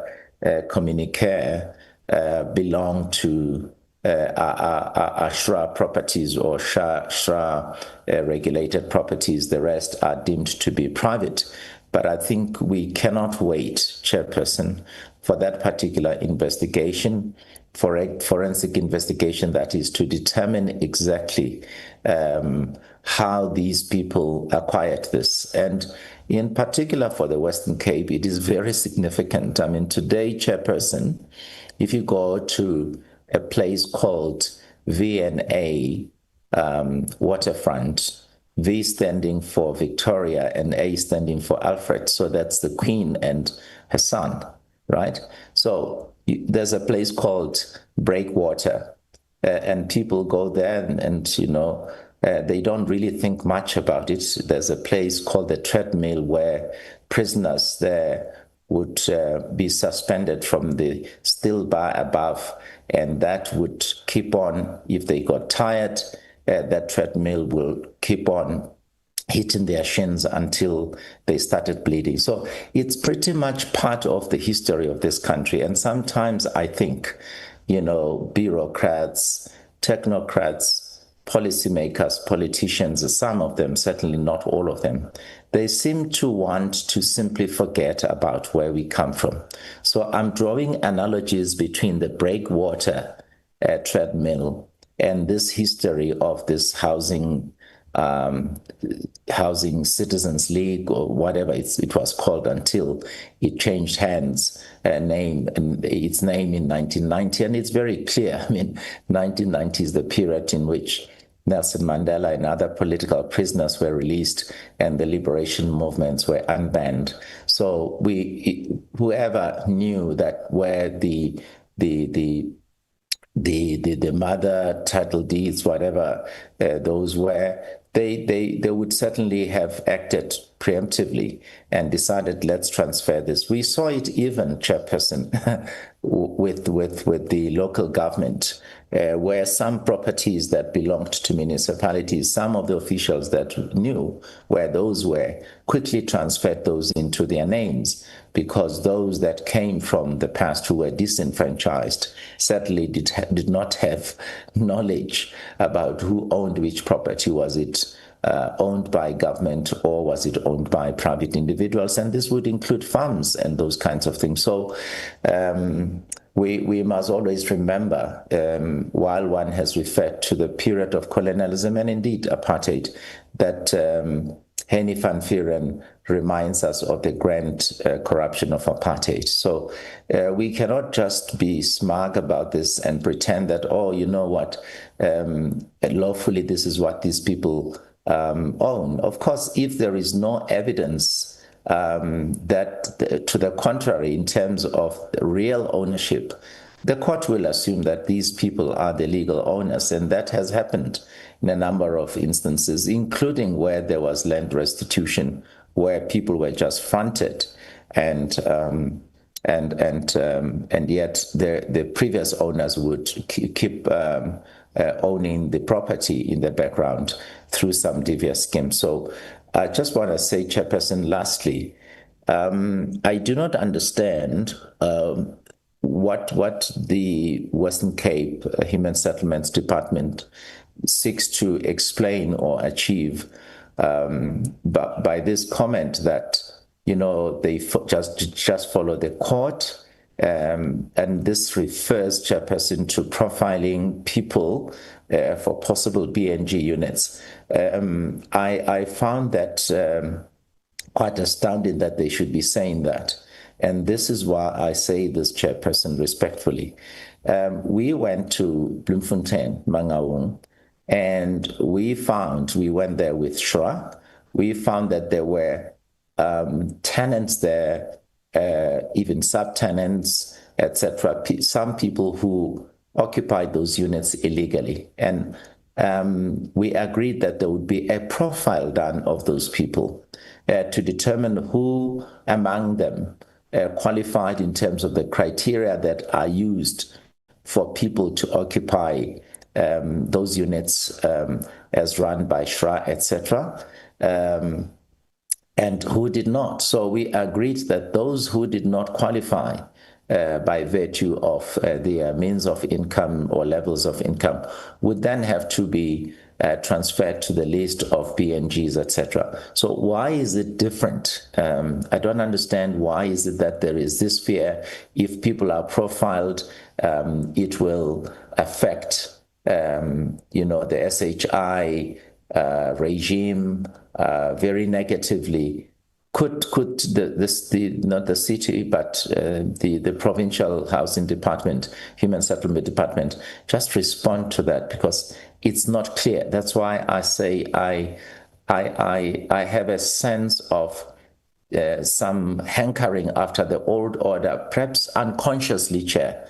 I would like to give them benefit of the doubt, because if people have been used so much to a system and it never seems to change, the underlings remain the underlings, albeit under slightly different conditions. They seem to think that it's natural, there's nothing to be done about it. So if they could respond to that, Chairperson, thank you. Thank you very much, Honorable Ditebe. Ms. August, are you able to respond, or Mr. Yes, Wiseman? thank you very much for the question. I think there are two separate matters. When I say we adhere to the findings of the court, that would be in relation to evictions. So particular applicants have been flighted for evictions. The courts then ask for all of the affordability data for those applications. Whoever has been applied for evictions, it's put before the City of Cape Town, who then either offers alternative accommodation as instructed by the courts. So this isn't about general registration on the housing demand database. When we say adhere to the findings of the court, it's when the court has processed the need for alternative accommodation and then makes a ruling on if the household who has presented the affordability information to the court is indeed requiring affordable housing or alternative accommodation. That's what I say when I mean we adhere to the findings of the court when it comes to alternative accommodation after the court has screened the applicants that are up for eviction. In terms of the housing demand database, we register constantly, and we have presented, for example, at this committee on the Breda Valley project, we have shown that we do the different screenings of the different communities. We then run the data against the housing demand database. We consider things like when persons have registered on the database, etc. Even when we place tenants in our rental stock, the provincial rental stock, we refer to the City of Cape Town's housing demand database and the verification of the person's position on that housing demand database. So it's anyone can register on the housing demand database. We're not saying that they can't, but they separate the evictions and adhering to the decision and registering on the housing demand database are completely separate issues. So there should be no challenges in terms of anyone registering on the housing demand database. Thank you. Chairperson? Yes, Honorable Ditebe. Chairperson, perhaps on that specific issue, there is a particular qualification here in terms of the socioeconomic status, even the health status of a particular or certain particular tenants. Now, to the extent that a number of these who, for example, are unable to proceed with their monthly rentals, etc., these are being vulnerable people in terms of age, even health, coupled with the socioeconomic position. Is there no provision that is made, some kind of a special arrangement for these people, those that would have stayed there for anything from 30 to 40 years, etc., and with aging, it's part of the human condition, catching up with them, and sometimes there being some misfortunes financially, etc. Are there no specific arrangements that are being made for them?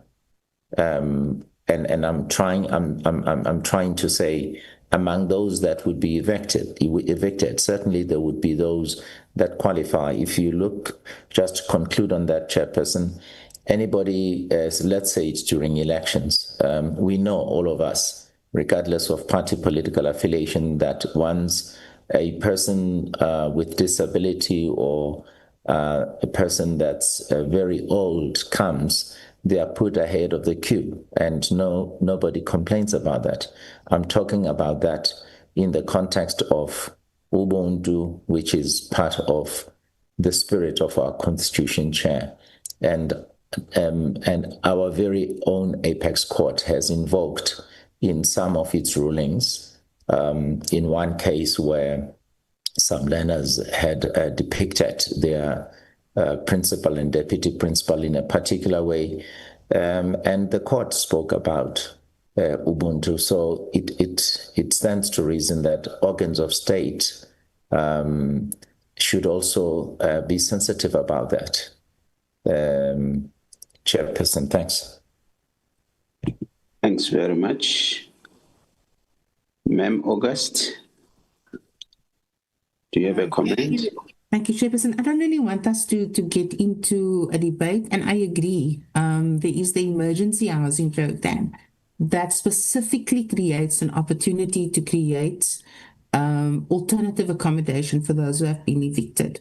The emergency housing program falls under the ambit of the National Department of Human Settlements. So if we do want to consider implementing such aspects, we can look at the provisions of the emergency housing program, which the National Department can then drive. Thank you. Thank you. National Department. DG, do you want to say something? Or DG?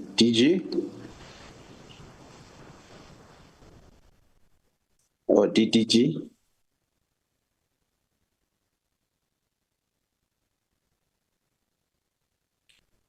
DG?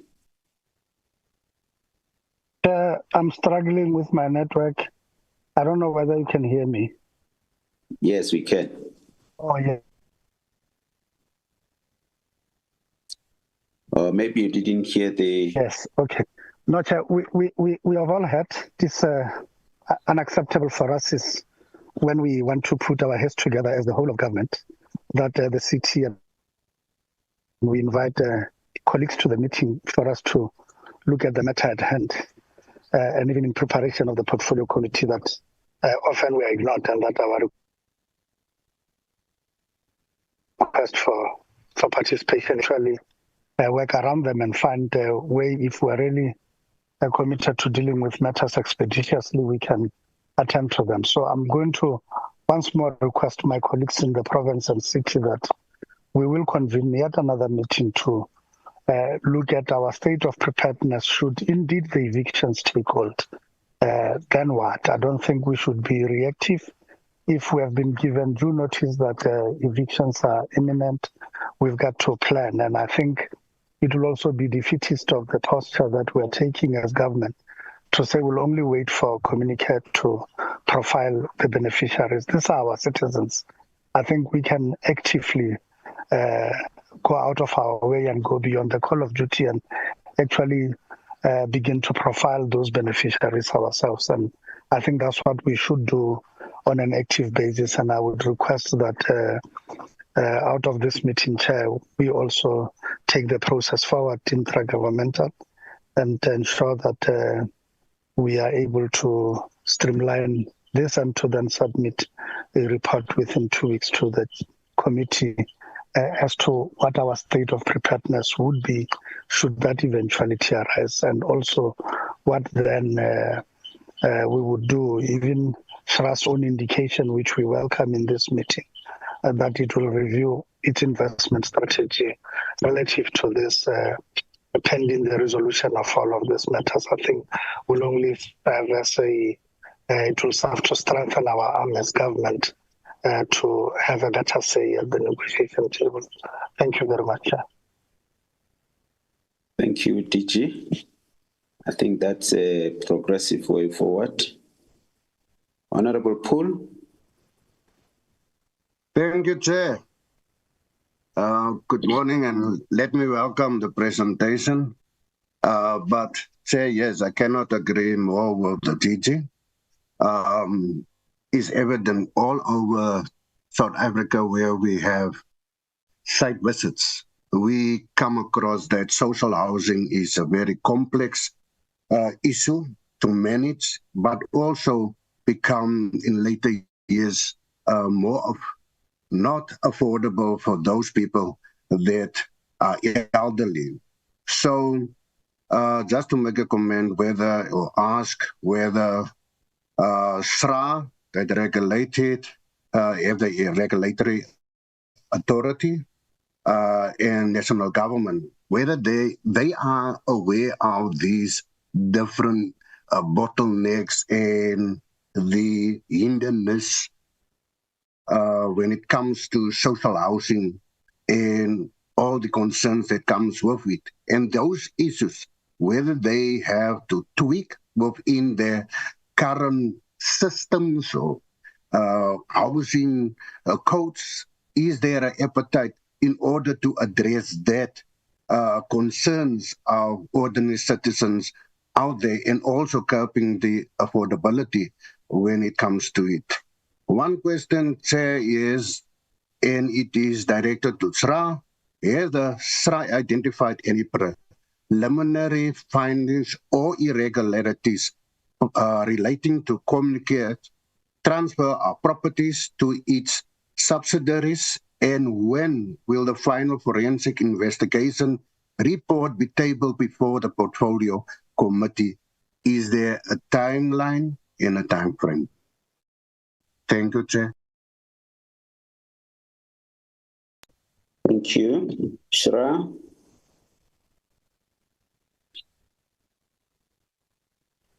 Chairperson, speaking from my colleague's machine. Here's after the DG has spoken, I'll be going against my boss to say anything, and I think he captured it correctly, and we'll all be aligned with a call to make inputs, and I think we have a solution. And we'll follow the DG's guidance. Thank you.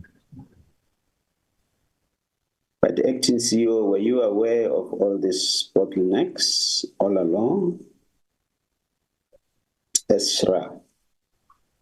Chairperson, thanks. Communicare is one of the few, I must mention, well-performing institution when it comes to compliance and regulatory aspects, including meeting the objectives of social housing. The issues that are being raised are in the ordinary course of business, and there will be complaints. There will be complaints every year, like with any other institution. It's nothing that is untoward or that is out of the ordinary. Thank you, Chair. Thank you. National Department, when do you think you can finalize the forensic audit and also provide the committee with the report? DG?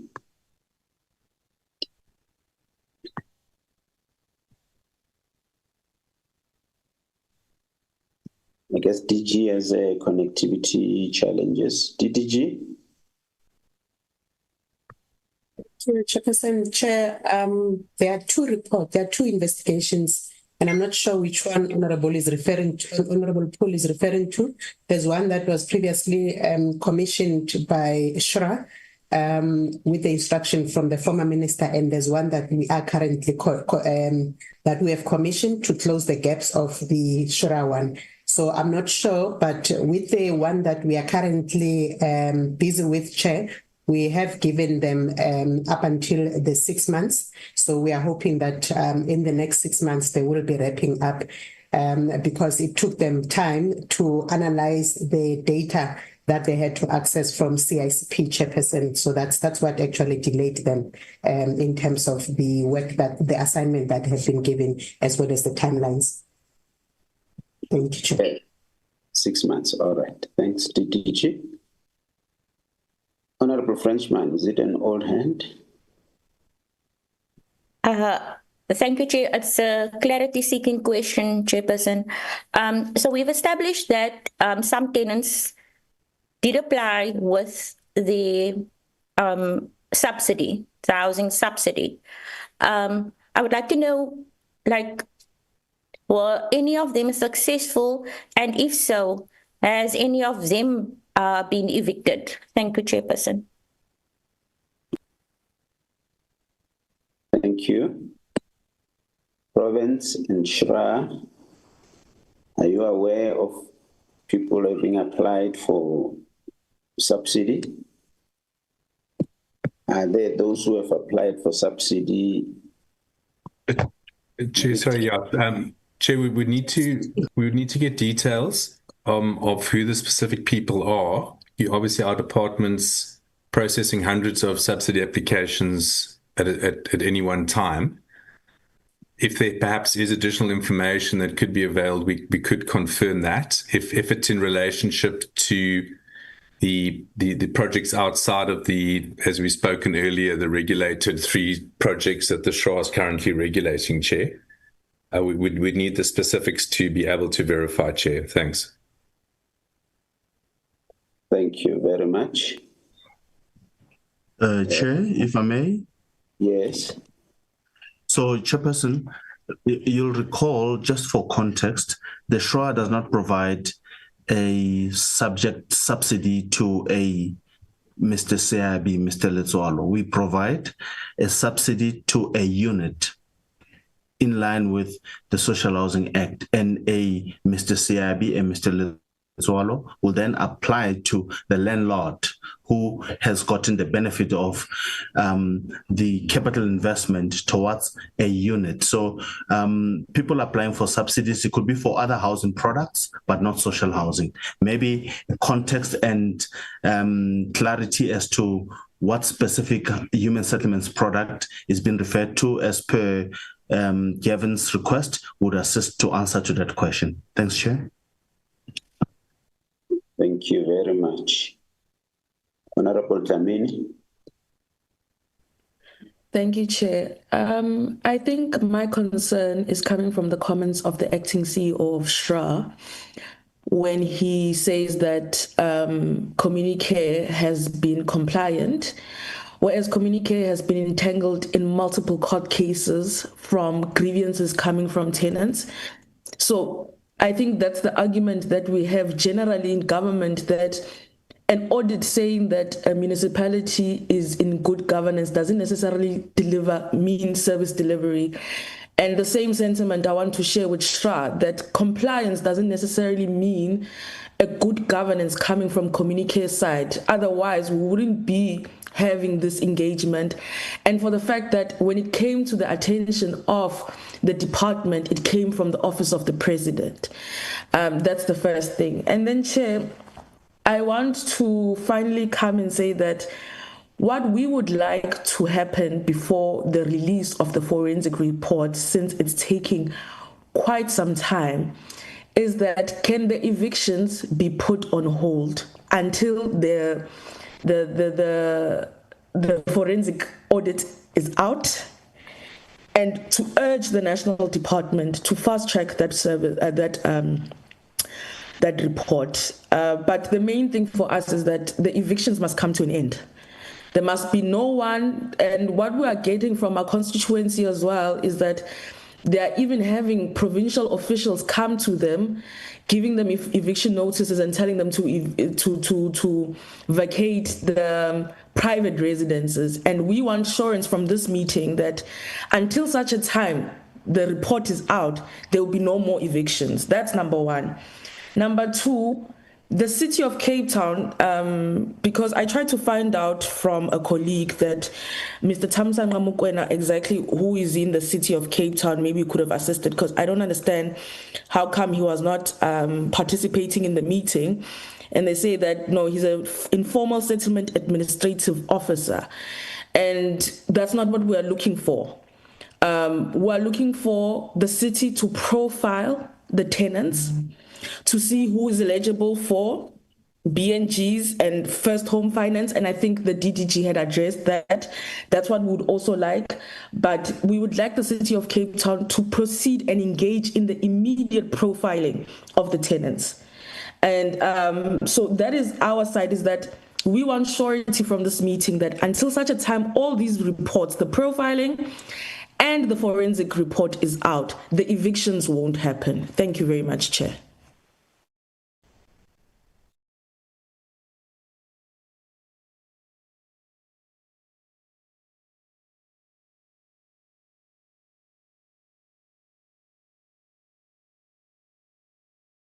Honorable Abada. Thank you, Honorable Dlamini. Honorable Abada. Honorable Karakile. Thank you, Chairperson. I second the proposal of Honorable Member Dlamini. Thank you. Thank you very much. I second. All right. MKP. I think I second. I support. I think the DG. Oh, here we go. Sorry, Chair. Sorry. Can you hear me? I've been calling you and you are not responding. Sorry, I couldn't unmute. With regards, I second, third and fourth with Honorable Dlamini. But the other thing I just want to say as well is also with the threats, because the tenants are also being threatened. So can they assure us that the tenants will not be threatened, please, Chair? Thank you.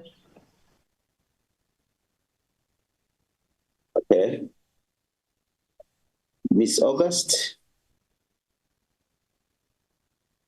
Or yes, Miss August can come in. Communicare, unfortunately, that would need to be spoken to from the Communicare CEO, would need to make that commitment. If it's in relation to provincial rental stock, we'd also need to understand which specific tenants the committee is speaking to. Because this different dynamic. I know there's two cases in the province where the tenant hasn't been paying rent, but the tenant has instead bought a private property and has been renting out that property and not paying the province rent. So there's different reasons that eviction notices may be, or intention to evict, not eviction notices, are served. And we then need to understand which specific tenants are being spoken about in terms of the termination of leases. Thank you. Okay, Honorable Dlamini. Thank you, Chair. We do have a list that is available that we can share through the committee secretary. And my request is that maybe if other members also have names that they have. We can compare lists and then send it over to the provincial government. And ideally, what we would like is that the list that we send is going to have individual names and where they are, and then a response for each individual, and not have a whole response. We must get what is the crisis with each individual that will be in the list that will be provided. Thank you. Thank you. I think that would assist if we can immediately after this meeting, Honorable Dlamini, Honorable Abada, submit the list to the committee secretary, and the committee secretary will forward it to Ms. August. Or let me say, forward it to the provincial department for attention of Ms. Camilla August, and also copy Gavin Weinsman, so that we are sure that they have the list, both of them who were in the meeting. The DG has promised that immediately after this meeting, within the next 2 weeks, the committee will receive a report. He's going to coordinate a meeting of national, provincial, and the city to make sure that they are ready for any eventuality. And how will they respond, whether it's after 6 months or so.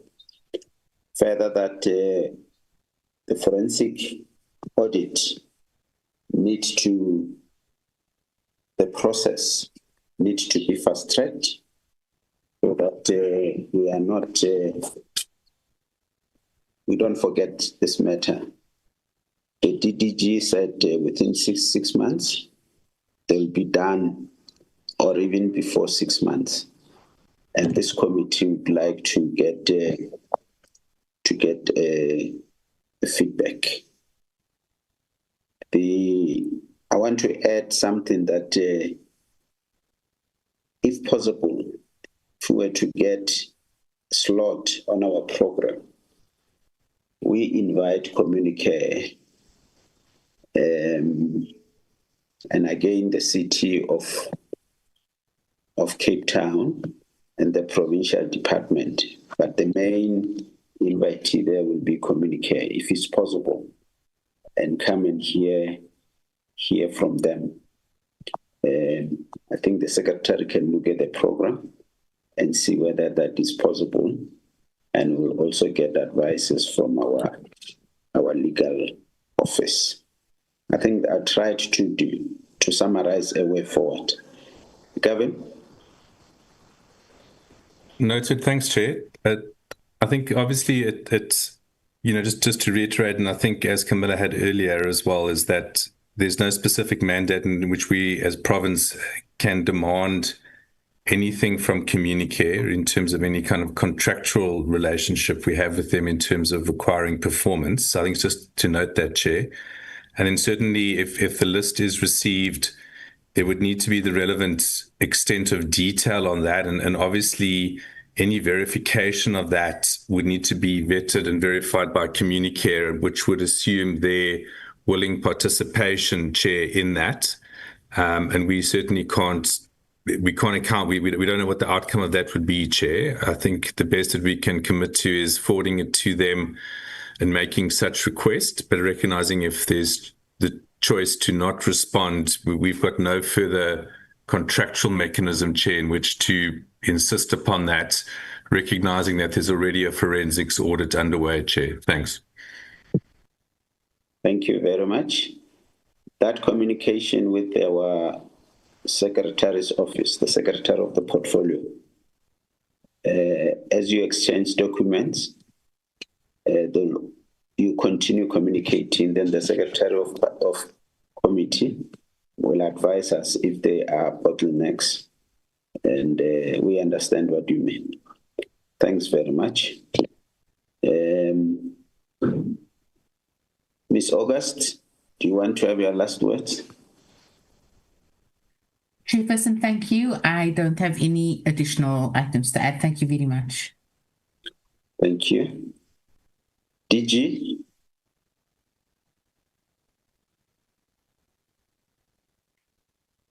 Or DDG? Nothing from my side, Chair. Your summary is noted and accepted. Okay. Thanks very much. Secretary, you have captured the summary.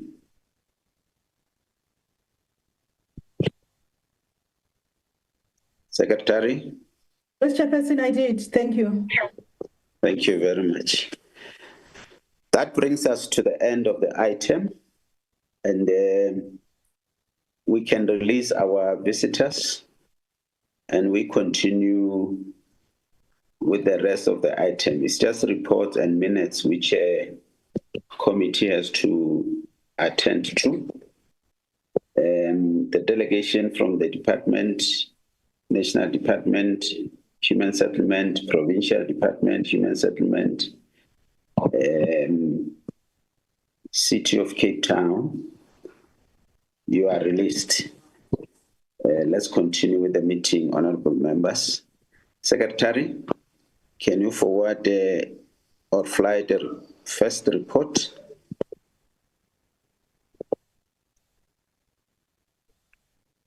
Okay, Chair.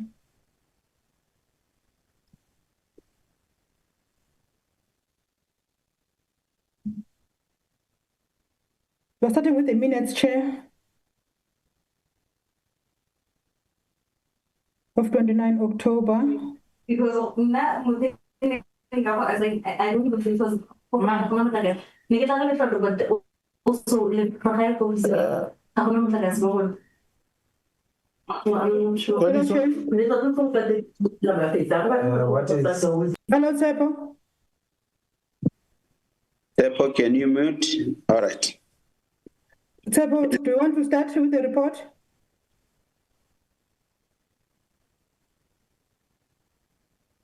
Tsepo? Okay.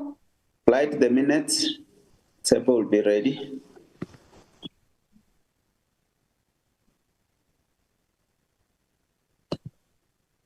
Here is the minutes of 29 October, Chair. Minutes of 29th, they were sent to us. Scroll down, page 1, page 2, page 3,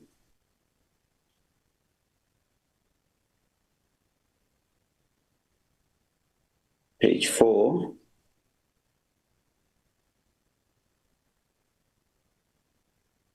page 5,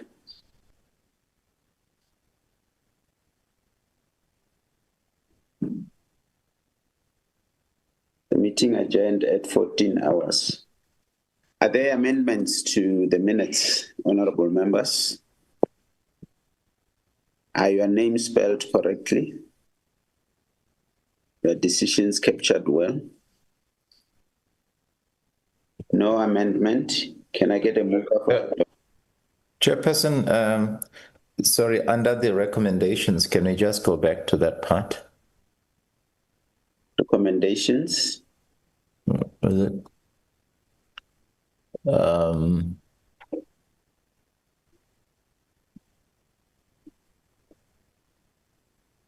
the last part, Chair. Oh yeah, this one.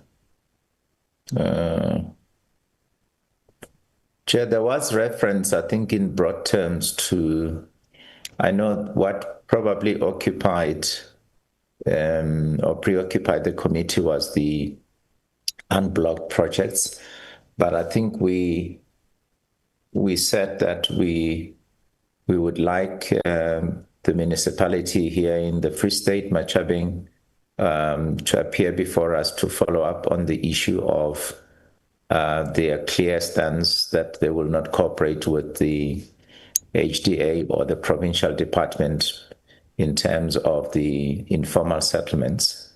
There was that concern on our part, and I think it should be included that we need, as part of the remedial steps, to follow up on that, because the committee has been before. Okay. Yeah, that is a resolution of the committee that Machabeng was not part of the meeting. The one who was part of the meeting, the delegate who was part of the meeting said he has no authority. So we need to re-invite Machabeng to come and answer for the questions that the committee members had. I remember that one. It is a resolution of the portfolio committee. Are you done, Honorable Chair? Yes, Chair, I think you've captured it well. Thank you very much, my Chair. With that amendment, can I get a mover?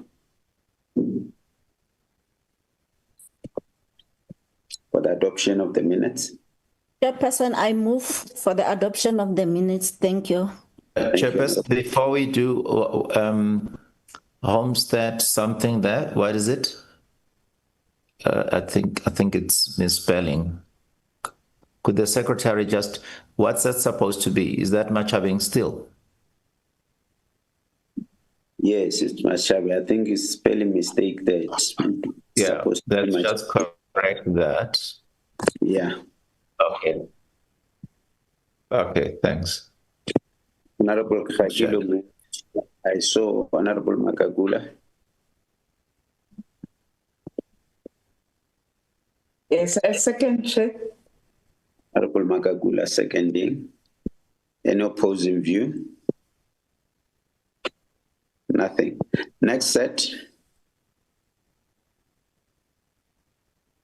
Secretary. Tepo, please fly to the report. The set chairperson for the last week will only be considered when we have a joint meeting next year. Okay. Yes, Chair. Tepo. Report for oversight. Yes, I've shared it, Chair.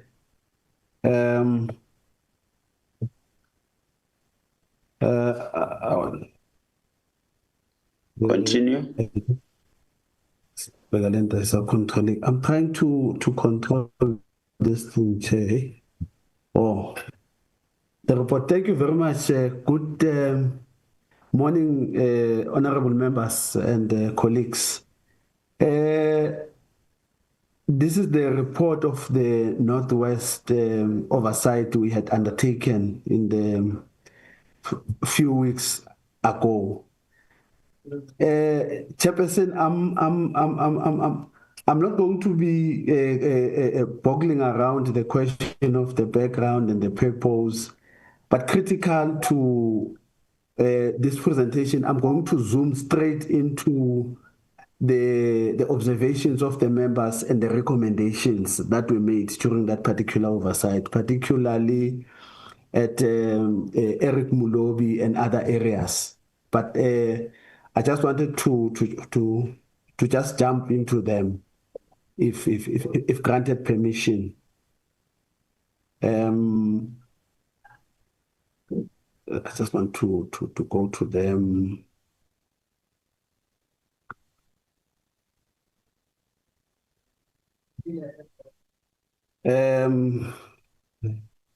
This is one recommendations. Collects. I think I take my recommendations.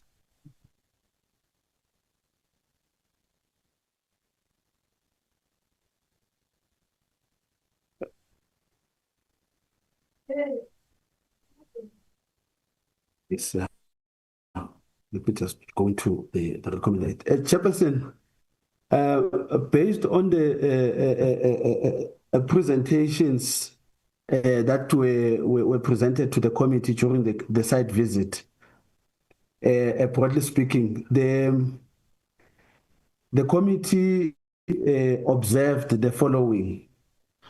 In terms of the hazardous asbestos conditions that the committee observed, the removal of asbestos in the RDP houses, the committee observed that the removal of asbestos asbestos in the RDP houses remain minimal, despite being a national priority, and this posed a significant health risk. It also observed on the beneficiary list management that there was a concern over the management of beneficiary list, including its potential for manipulation and the absence of a fully digital platform to manage it. The third issue was related to poor contractor monitoring and management. The committee flagged this matter as a weak oversight of contractors as a key challenge that may undermine the progress that is being achieved or the progress underway. The other issue related to blocked and stalled projects. The committee and members, in fact, observed that there were several human settlements projects which remained blocked, often due to lack of bulk infrastructure, funding shortfalls, and inadequate municipal capacity. The other issue which was observed by members, related to the delays in the completion of houses with several incomplete and unoccupied units, as well as defective workmanship, such as cracked walls and poor finishes. This and leading to beneficiaries highlighting the absence of essential bulk services, including water and proper sanitations, which continues to undermine the habitability of completed units. And the other issue that was observed was the infrastructure shortfalls, which related also to block settlements, which impede the holistic concept of human settlement, meaning not just houses.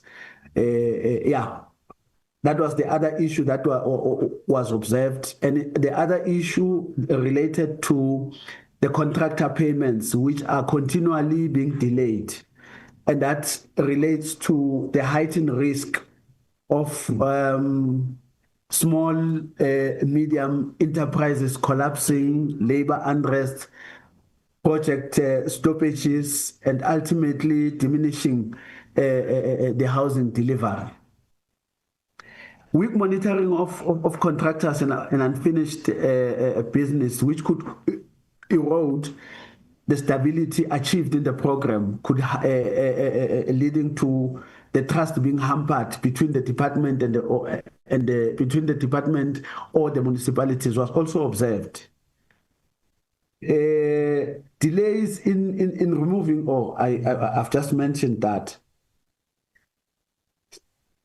Chairperson, the other issues that related to your observation as the committee was the urgent need for a strengthened project management and tighter monitoring of contractors and transparent reporting on expenditure and timelines.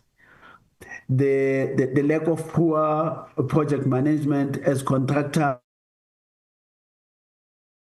of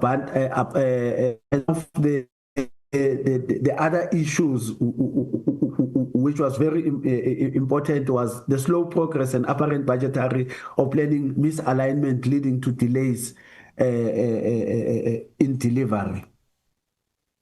The committee broadly then recommended the following: that the payments to contractors and SMEs be expedited, that the department must ensure that all invoices are paid timeously within a 30-day benchmark, which was emphasized by the committee.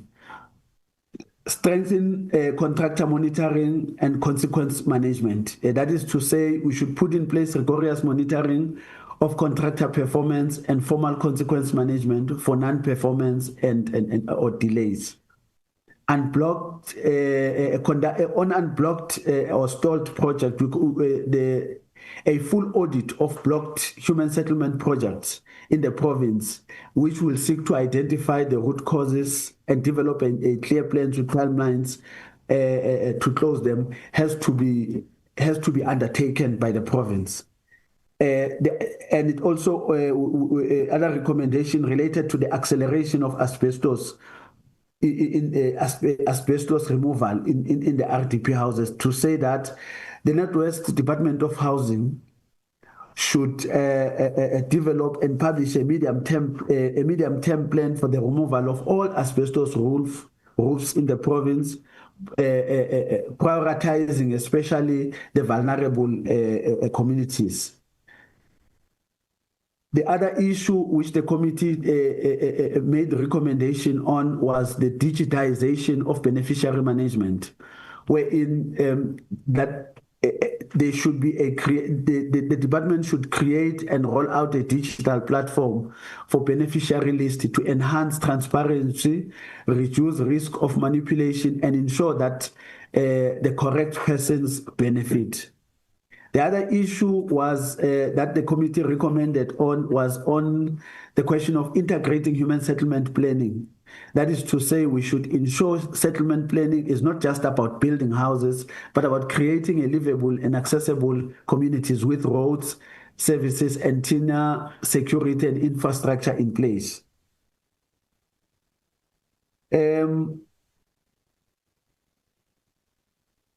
The other issues related on addressing the bulk infrastructure bottlenecks that hinder settlement completion,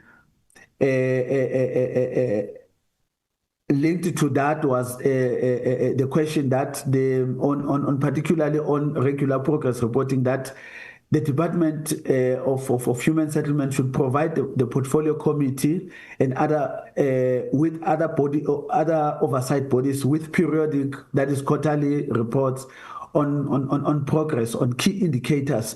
For an example, on key indicators that relates to grant spending, houses delivered, and blocked project to contractors, and asbestos removal. To say that there should be quarterly reports on those issues. That there was an urgent need for a stronger project management and integrated planning and enforcement of accountability across all spheres of government. Critical to all those things, Chairperson, the committee recommended that alternative approaches should be considered, such as phasing in the in-situ upgrading of MATS structures with durable materials, community-based construction cooperatives, or incremental housing finance mechanism that seek to empower households and to improve their own dwellings over time, rather than relying exclusively on the conventional contractor-built subsidy housing model that has proven in the past to be inadequate vis-a-vis the scale of need. The other issues in the recommendation were relating to the establishment of a provincial constructor performance and accountability framework with enforceable consequences, assistance of the NHBRC to conduct an audit of all outstanding houses and reassess their structural integrity, and that this report should be sent to the office of the HOD portfolio committee before the 15th of November. Advise the NHBRC to perform an assessment of all houses with structural defects. That report is supposed to be sent to the office of the HOD before the 30th of November 2025, and the department must appoint a management company with a body corporate to manage the beneficiary administration and the security of the establishment. The MEC, SHRA, and the Department of Human Settlement should also convene a meeting to discuss a way forward, which will culminate into a comprehensive report being developed with a legal book, and that was supposed to be reported to the committee by the end of October. That is the last month. The report was supposed to have been forwarded to the committee. And COGTA was encouraged to chair the project, to continue to attend and chair the project steering committees, aiming to fast track infrastructure projects delivery by assisting municipalities with technical support and with funding acquisition from different funding institutions, and thereby leading to, in fact, thereby initiating processes to source funding, and which will seek to cater for both phase 1 and phase 2 of bulk infrastructure provision. Another thing was that there should be a review of rural housing plans to accommodate rural areas. A list was of houses that were experiencing a bulk infrastructure and electricity was supposed to be bulk in the saying the HOD, the municipality was supposed to submit a list of all housing experiencing a challenge of bulk infrastructure and electricity to the office of the HOD for a speedy resolutions, and that contractors should also be encouraged to make donations to the beneficiaries, so that this, among other things like the water tanks. We then it was then recommended that the Moses Kotane local municipality should come on board and assist with fixing and maintaining access road to property for a proper to access road to the property for proper condition, as this was affecting landowners and tenant relationship. The Moses Kotane local municipality was also expected to assist with the purchase of 2 fire water storage tanks and with Realcon to use the future savings from the rental recoveries, and to purchase the booster pumps and the backup generators. Chairperson, I conclude, and I will pause on this. Thank you. Thank you very much. Honorable members, are there additions, especially those who were part of the oversight? Are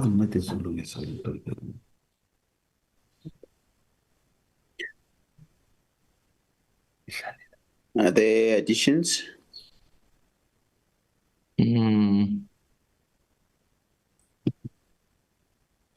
Honorable Frenchman. Thank you, Chairperson. Chairperson, for myself, there was a concern regarding the contractors, because if I remember correctly, the stalled projects, the block project, some of them, it's like contractors received 300 houses, it's not completed. But because the contractors weren't there, I would like to request that the committee allows for us to meet with those contractors of those projects, Chairperson. Just because for myself, things just didn't add up, especially when the councillor, I think it was the first site we went to, when the councillor took us to another project where that elderly lady was crying, and they simply said that they don't know how they missed that for completion. Whereas other projects, because that project was there since 2014 and it wasn't completed, and they simply just moved on to other projects and say they don't know how they missed that. So we would like to meet with those contractors, Chairperson. Thank you. Thank you very much. Honorable Ditebe. Thank you very much, Chairperson. Let me start off, I think, right towards the end of the report. I think in principle, I agree that that's what we encouraged. And I'm talking here about what our content advisor said, referred to as donations to residents or something to that effect.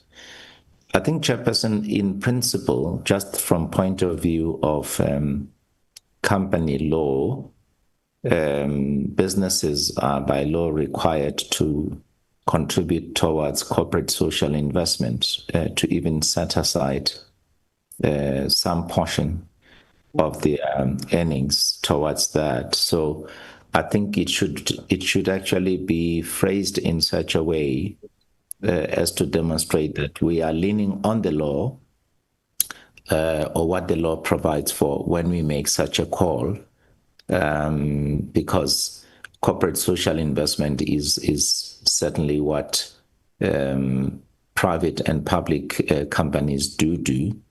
An example would be what Rand Water sets aside annually towards corporate social investment, which is 100 million rand per annum.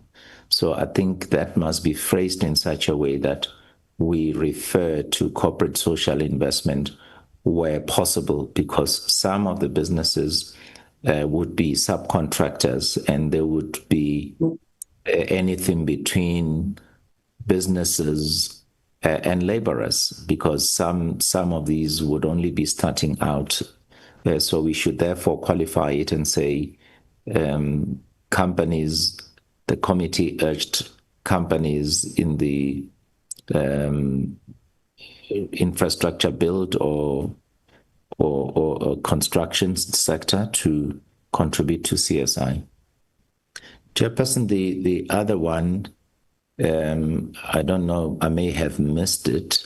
I thought that the apex in many ways of our oversight was when we met with the petitioner, Mr. Khaswe. I'm not sure whether it's there in the report, but I think it should be emphasized because, Chair, you have been leading us quite consistently and meticulously on the issue of the petitioners. And Honorable Kekhaikile has herself been quite steady in following up on the case of Meli Dingwane and so forth. So as and when those milestones are recorded, we should, I think it's that one, okay. We should just make sure that that information does not fall through the cracks, because on the one hand, it is a story of great anguish, great pain, but it has a happy ending. So yeah. But there was also an issue, Chair. I don't know, we should say something about, was it Deelpan, where there is groundwater available and the community is using VIP toilets and the time is running out. Most of the time, this time of the year in South Africa, we experience rains, so there is indeed groundwater, but the situation can be complicated by the interface of groundwater and surface water, insofar as the possible contamination of the table of groundwater, which the community there will rely upon. Remember, we spoke with the HDA and all that, so it's important that we indicate that we need that particular project to have been completed by a certain period of time, because nature has its own way of intervening. And I think that is important for us to underscore in the report. I'm just raising a few issues which I think are of importance, Chair. Those would be my contributions, Chair. Thank you. Thank you. And also Slovo Park. Remember, those were also petitioners. And we went to Slovo Park and there were certain resolutions and commitments, especially from Gauteng Department and the Johannesburg Metro. Honorable Khakilwe.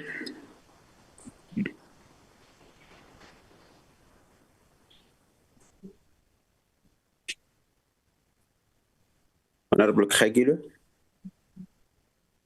Chairperson, thank you.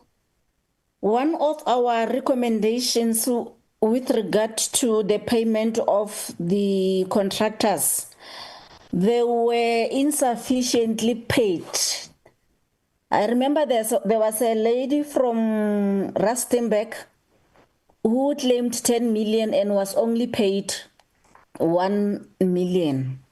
And then we also recommended that the department must assist the province, especially with regard to planning, because they will just plan and more than what they can afford.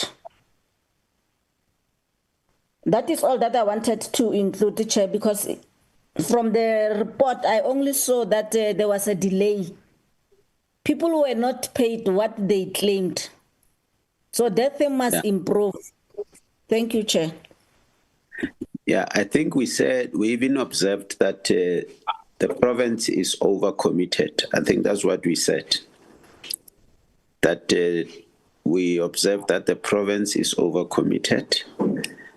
And we even raised it in one of our meetings where the DG promised that he's going to come back with a report of the 3 provinces, Northwest, Free State, and Eastern Cape, with regard to their financial commitments. Thank you, Honorable Khakilwe. Honorable Ditewe. Chairperson, thank you. With regards to Slovo Park, yes, you remind me. One of the key milestones which they said they would register in that particular project was the community hall, that even though some work ideally ought to have begun, but one of the key milestones that they will record there is the community hall. So in other words, there are those areas during our oversight or issues that would have been raised, which require further follow-ups, and within, I think, the period since we were last there, before we go on recess this year, we need to have received some progress report with regards to those undertakings that the various spheres made, be it in Gauteng with the city of Tshwane, with regards to the petitioners, and of course, sorry, not Tshwane, the city of Johannesburg with regards to the Slovo Park. Yeah, so we need that, Chairperson. But added to that is the whole issue of how far the Gauteng government, human settlements, and the city of Johannesburg are on the southern farms. Because remember, out of 3,734 structures that are there, or households that are in Slovo Park, the land that's available, which will be an in situ upgrading, can only accommodate 1,076. Of course, other things we will have to liaise with other sister portfolio committees because they relate to crime. You will remember that people were bemoaning that a lot.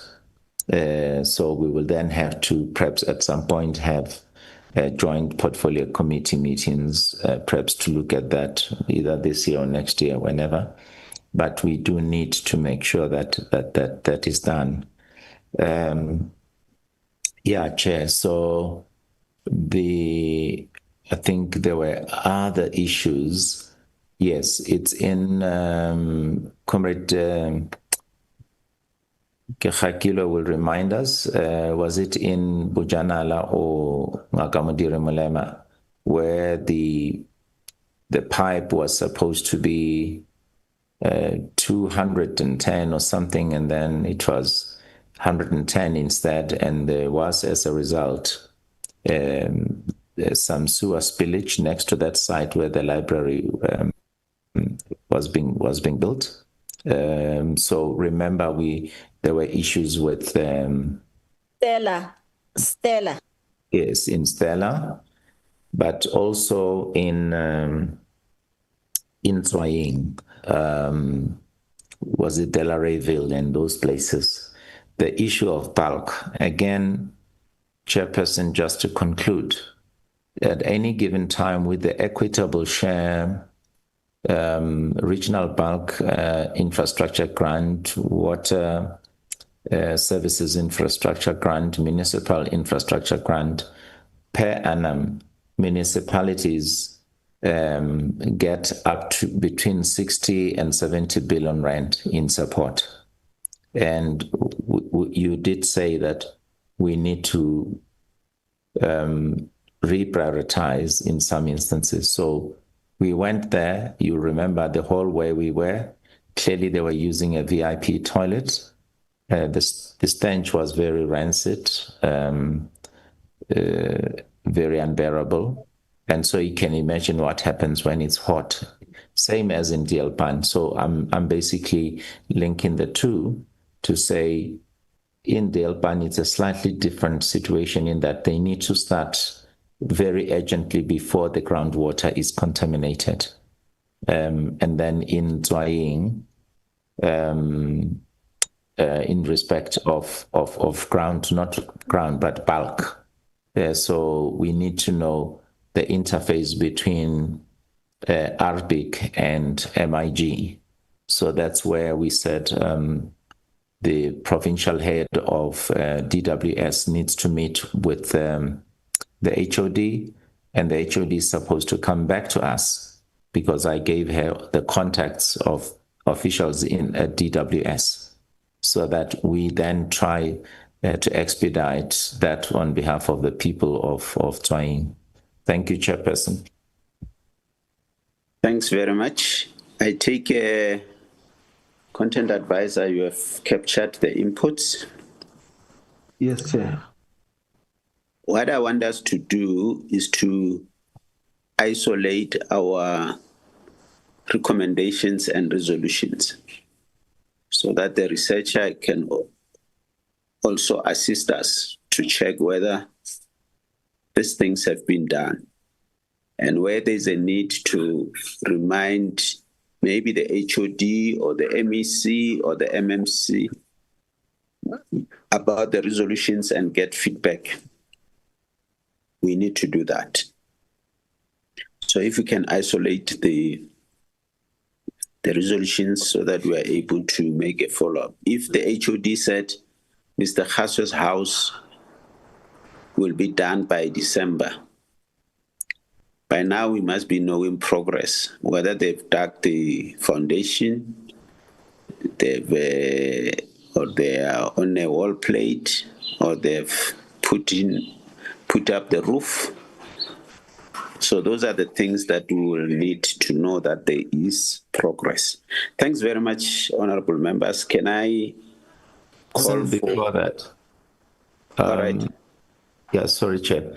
There was an issue, remember, of Marang Development Estates, with regards to the alleged 14 million rand security tag or price.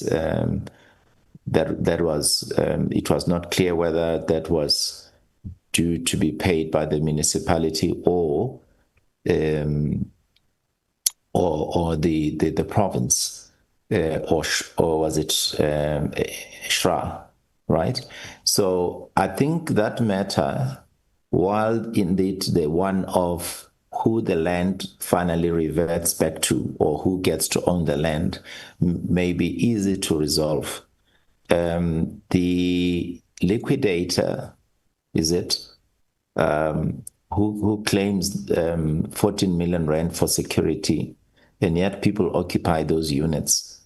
That matter needs to be followed up on, because remember the frustration on the face of the mayor and he so much wanted us to help. So I think on the recommendations, we need to move quite fast on the issue of Marang, because they said that project also will help with student accommodation, but they are also nearer to Botswana and so forth. So as part of local economic development, we need to be seen to be supporting that. I'm just making that general comment, Chair, so that if it's not as strongly captured as that, we need to do so. Yeah. Okay. Thanks, I guess, Secretary, I guess we have a day where we are going to discuss the blocked projects of Shra, including Marang. I think there was that promise. When is it? It is on the 19th, Chair. On the 19th. 19th November. That will be next week. Yes. If you can make Shra or the department aware of this outstanding issue of 14 million for security, so that when they come, they must come with answers in that regard. Noted, Chair. All right. Can I get a motion for the adoption of the report with those inputs? Chair. Honorable Magagula. Thank you, Chairperson. No, I move for the adoption of the report with the amendments made. Thank you. Thank you, Honorable Magagula. Any seconder? I do, Chair. I second that. And next time we will not end up in a road to nowhere.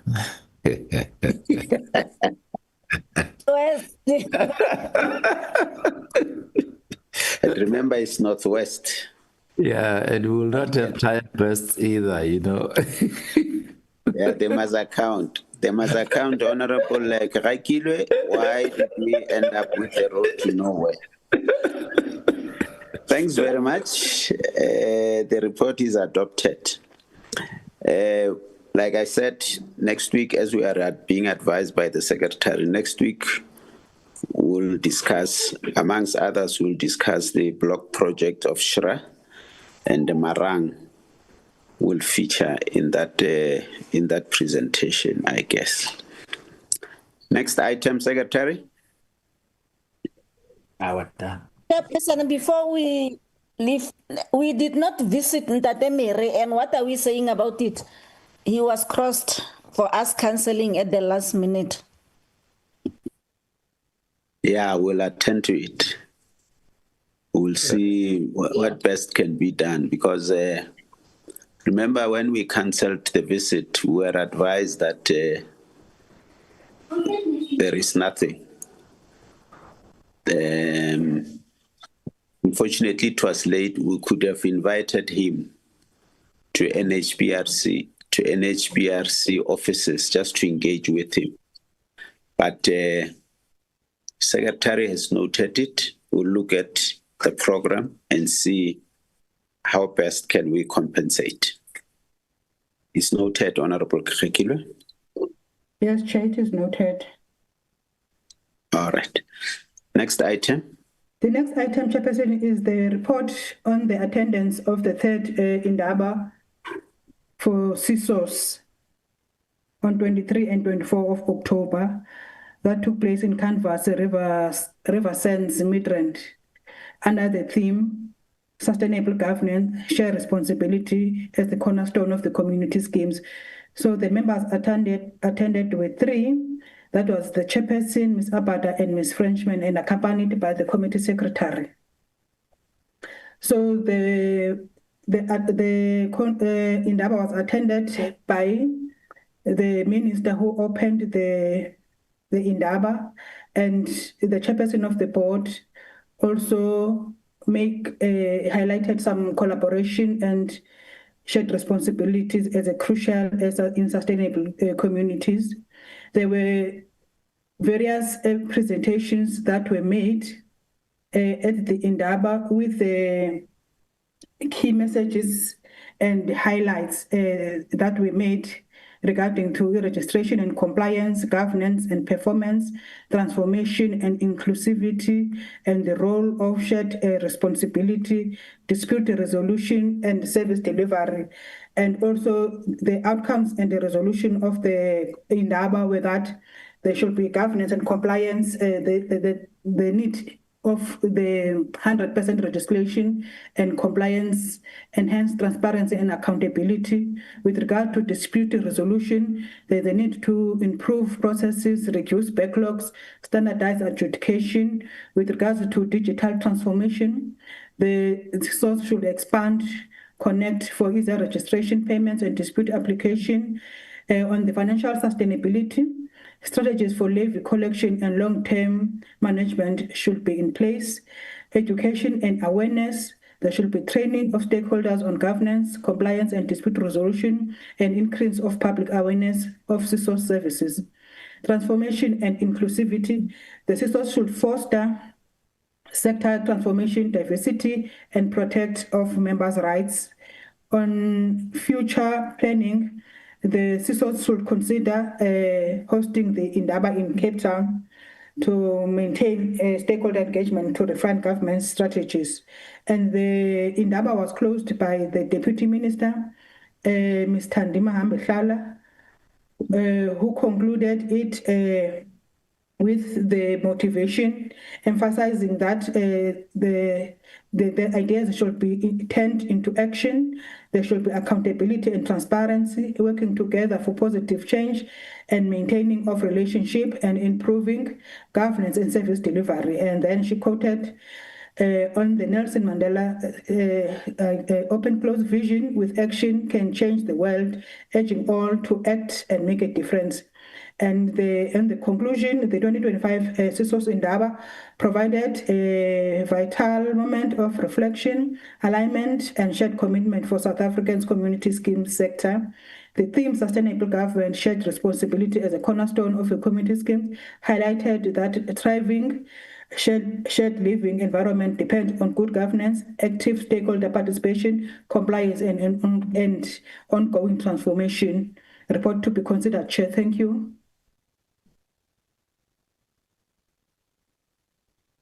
Thank you very much. Honorable Frenchman.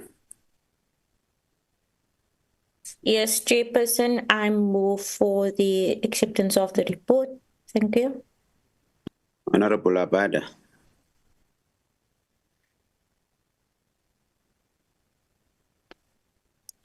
Honorable Abada.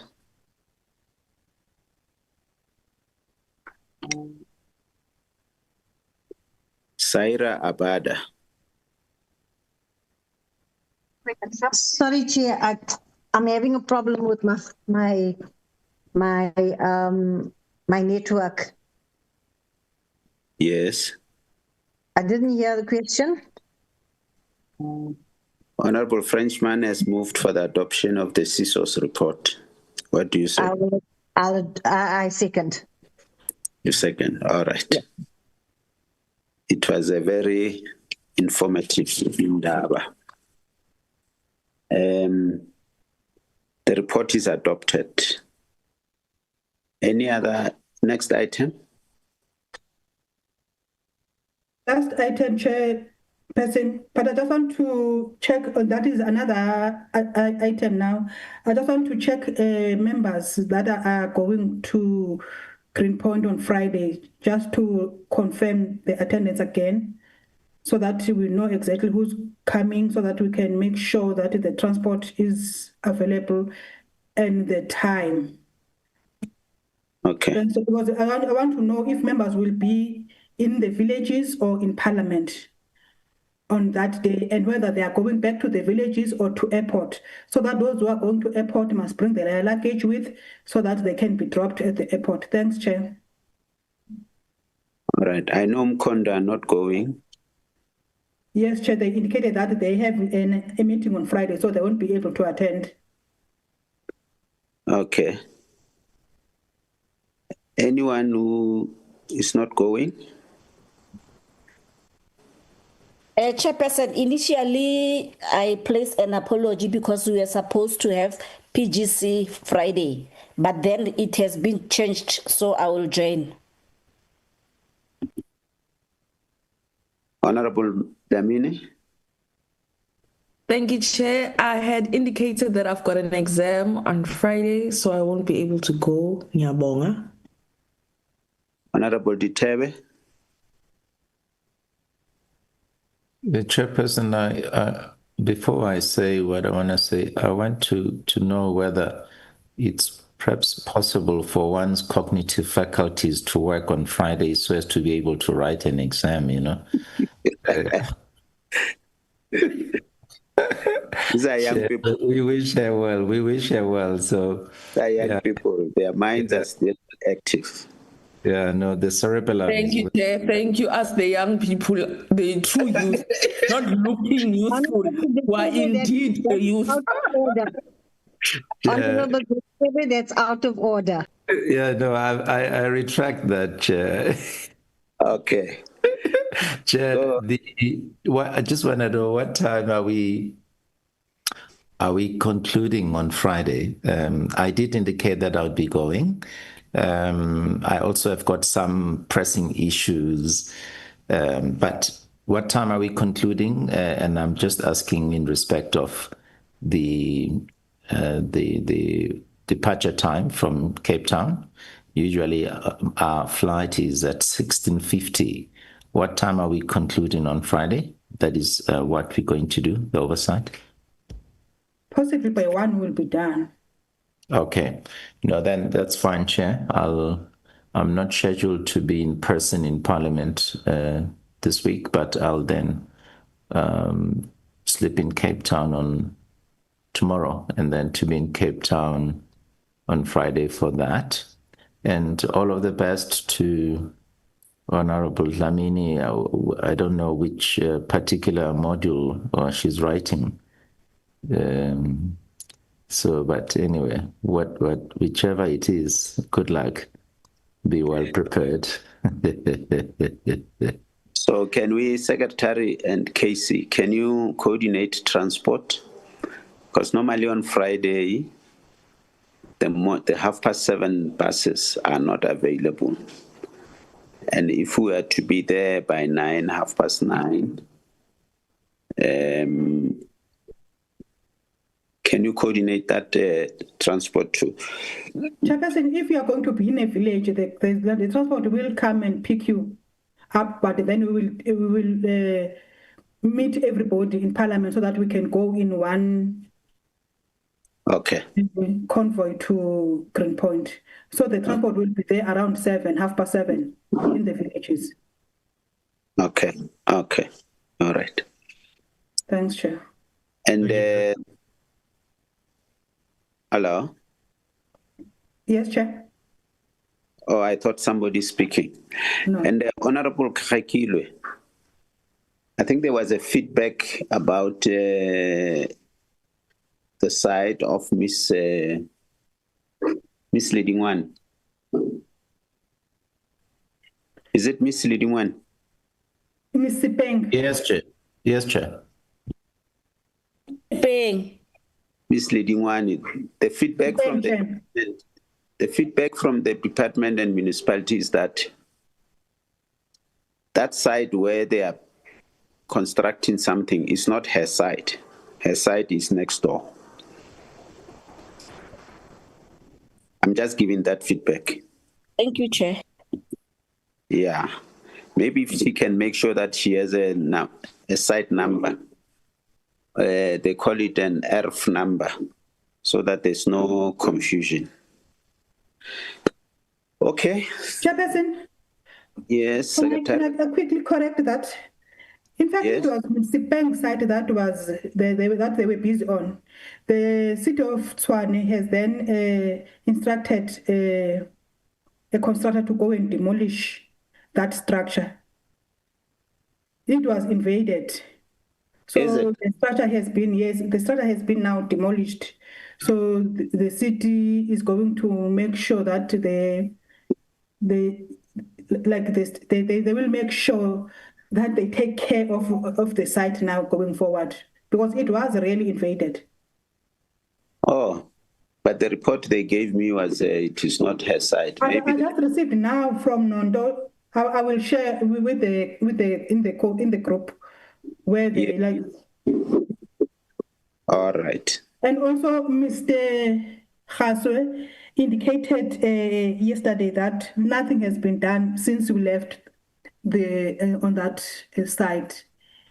He is still waiting, but he said the contractor said it was waiting for the province to give him a go-ahead, but nothing has been done since the 16th of October. Thanks, Chair. Can you check with the HOD's office as per her promise? What are the challenges? I'll also try to call her and check what are the challenges, because if nothing is done by now, then Mr. Khaso will not spend Christmas in his house. Okay, are you fine, Honorable Rakilwe? Fine, Chair. Thanks. Thanks very much. Thanks very much. Hello? I've shared the pictures. Okay. Thanks, Chair. Thanks very much, honorable members. Today it's a three-line whip. We're receiving the presentation from the minister, medium-term budget statement. And we're not starting at 3, we're starting at 2 today. So don't forget, normally Wednesdays we start at 15 hours, but today we're going to start at 14 hours to receive the medium-term budget statement from the Minister of Finance. Having said that, Honorable Poole, I see you've opened your mic. Do you want to say something? No, Chair, I want to say good afternoon, Chair, and thank you for a wonderful meeting. Thanks very much. The meeting stand adjourned. Enjoy the rest of the day. Chair, thank you. On that Communicare note, thank you very much. Comrade Dlamini, good luck on your exams. Yes, Dlamini, good luck on your exams. We'll be rooting for you. Good luck, Dlamini. All the best. But aren't we supposed to know what she's writing? You know, the invigilator won't know we have given her the answers. Honorable Deteve, out of order again, no?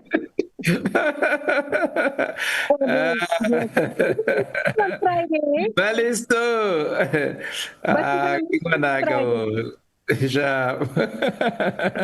Everybody. Bye. Recording stopped.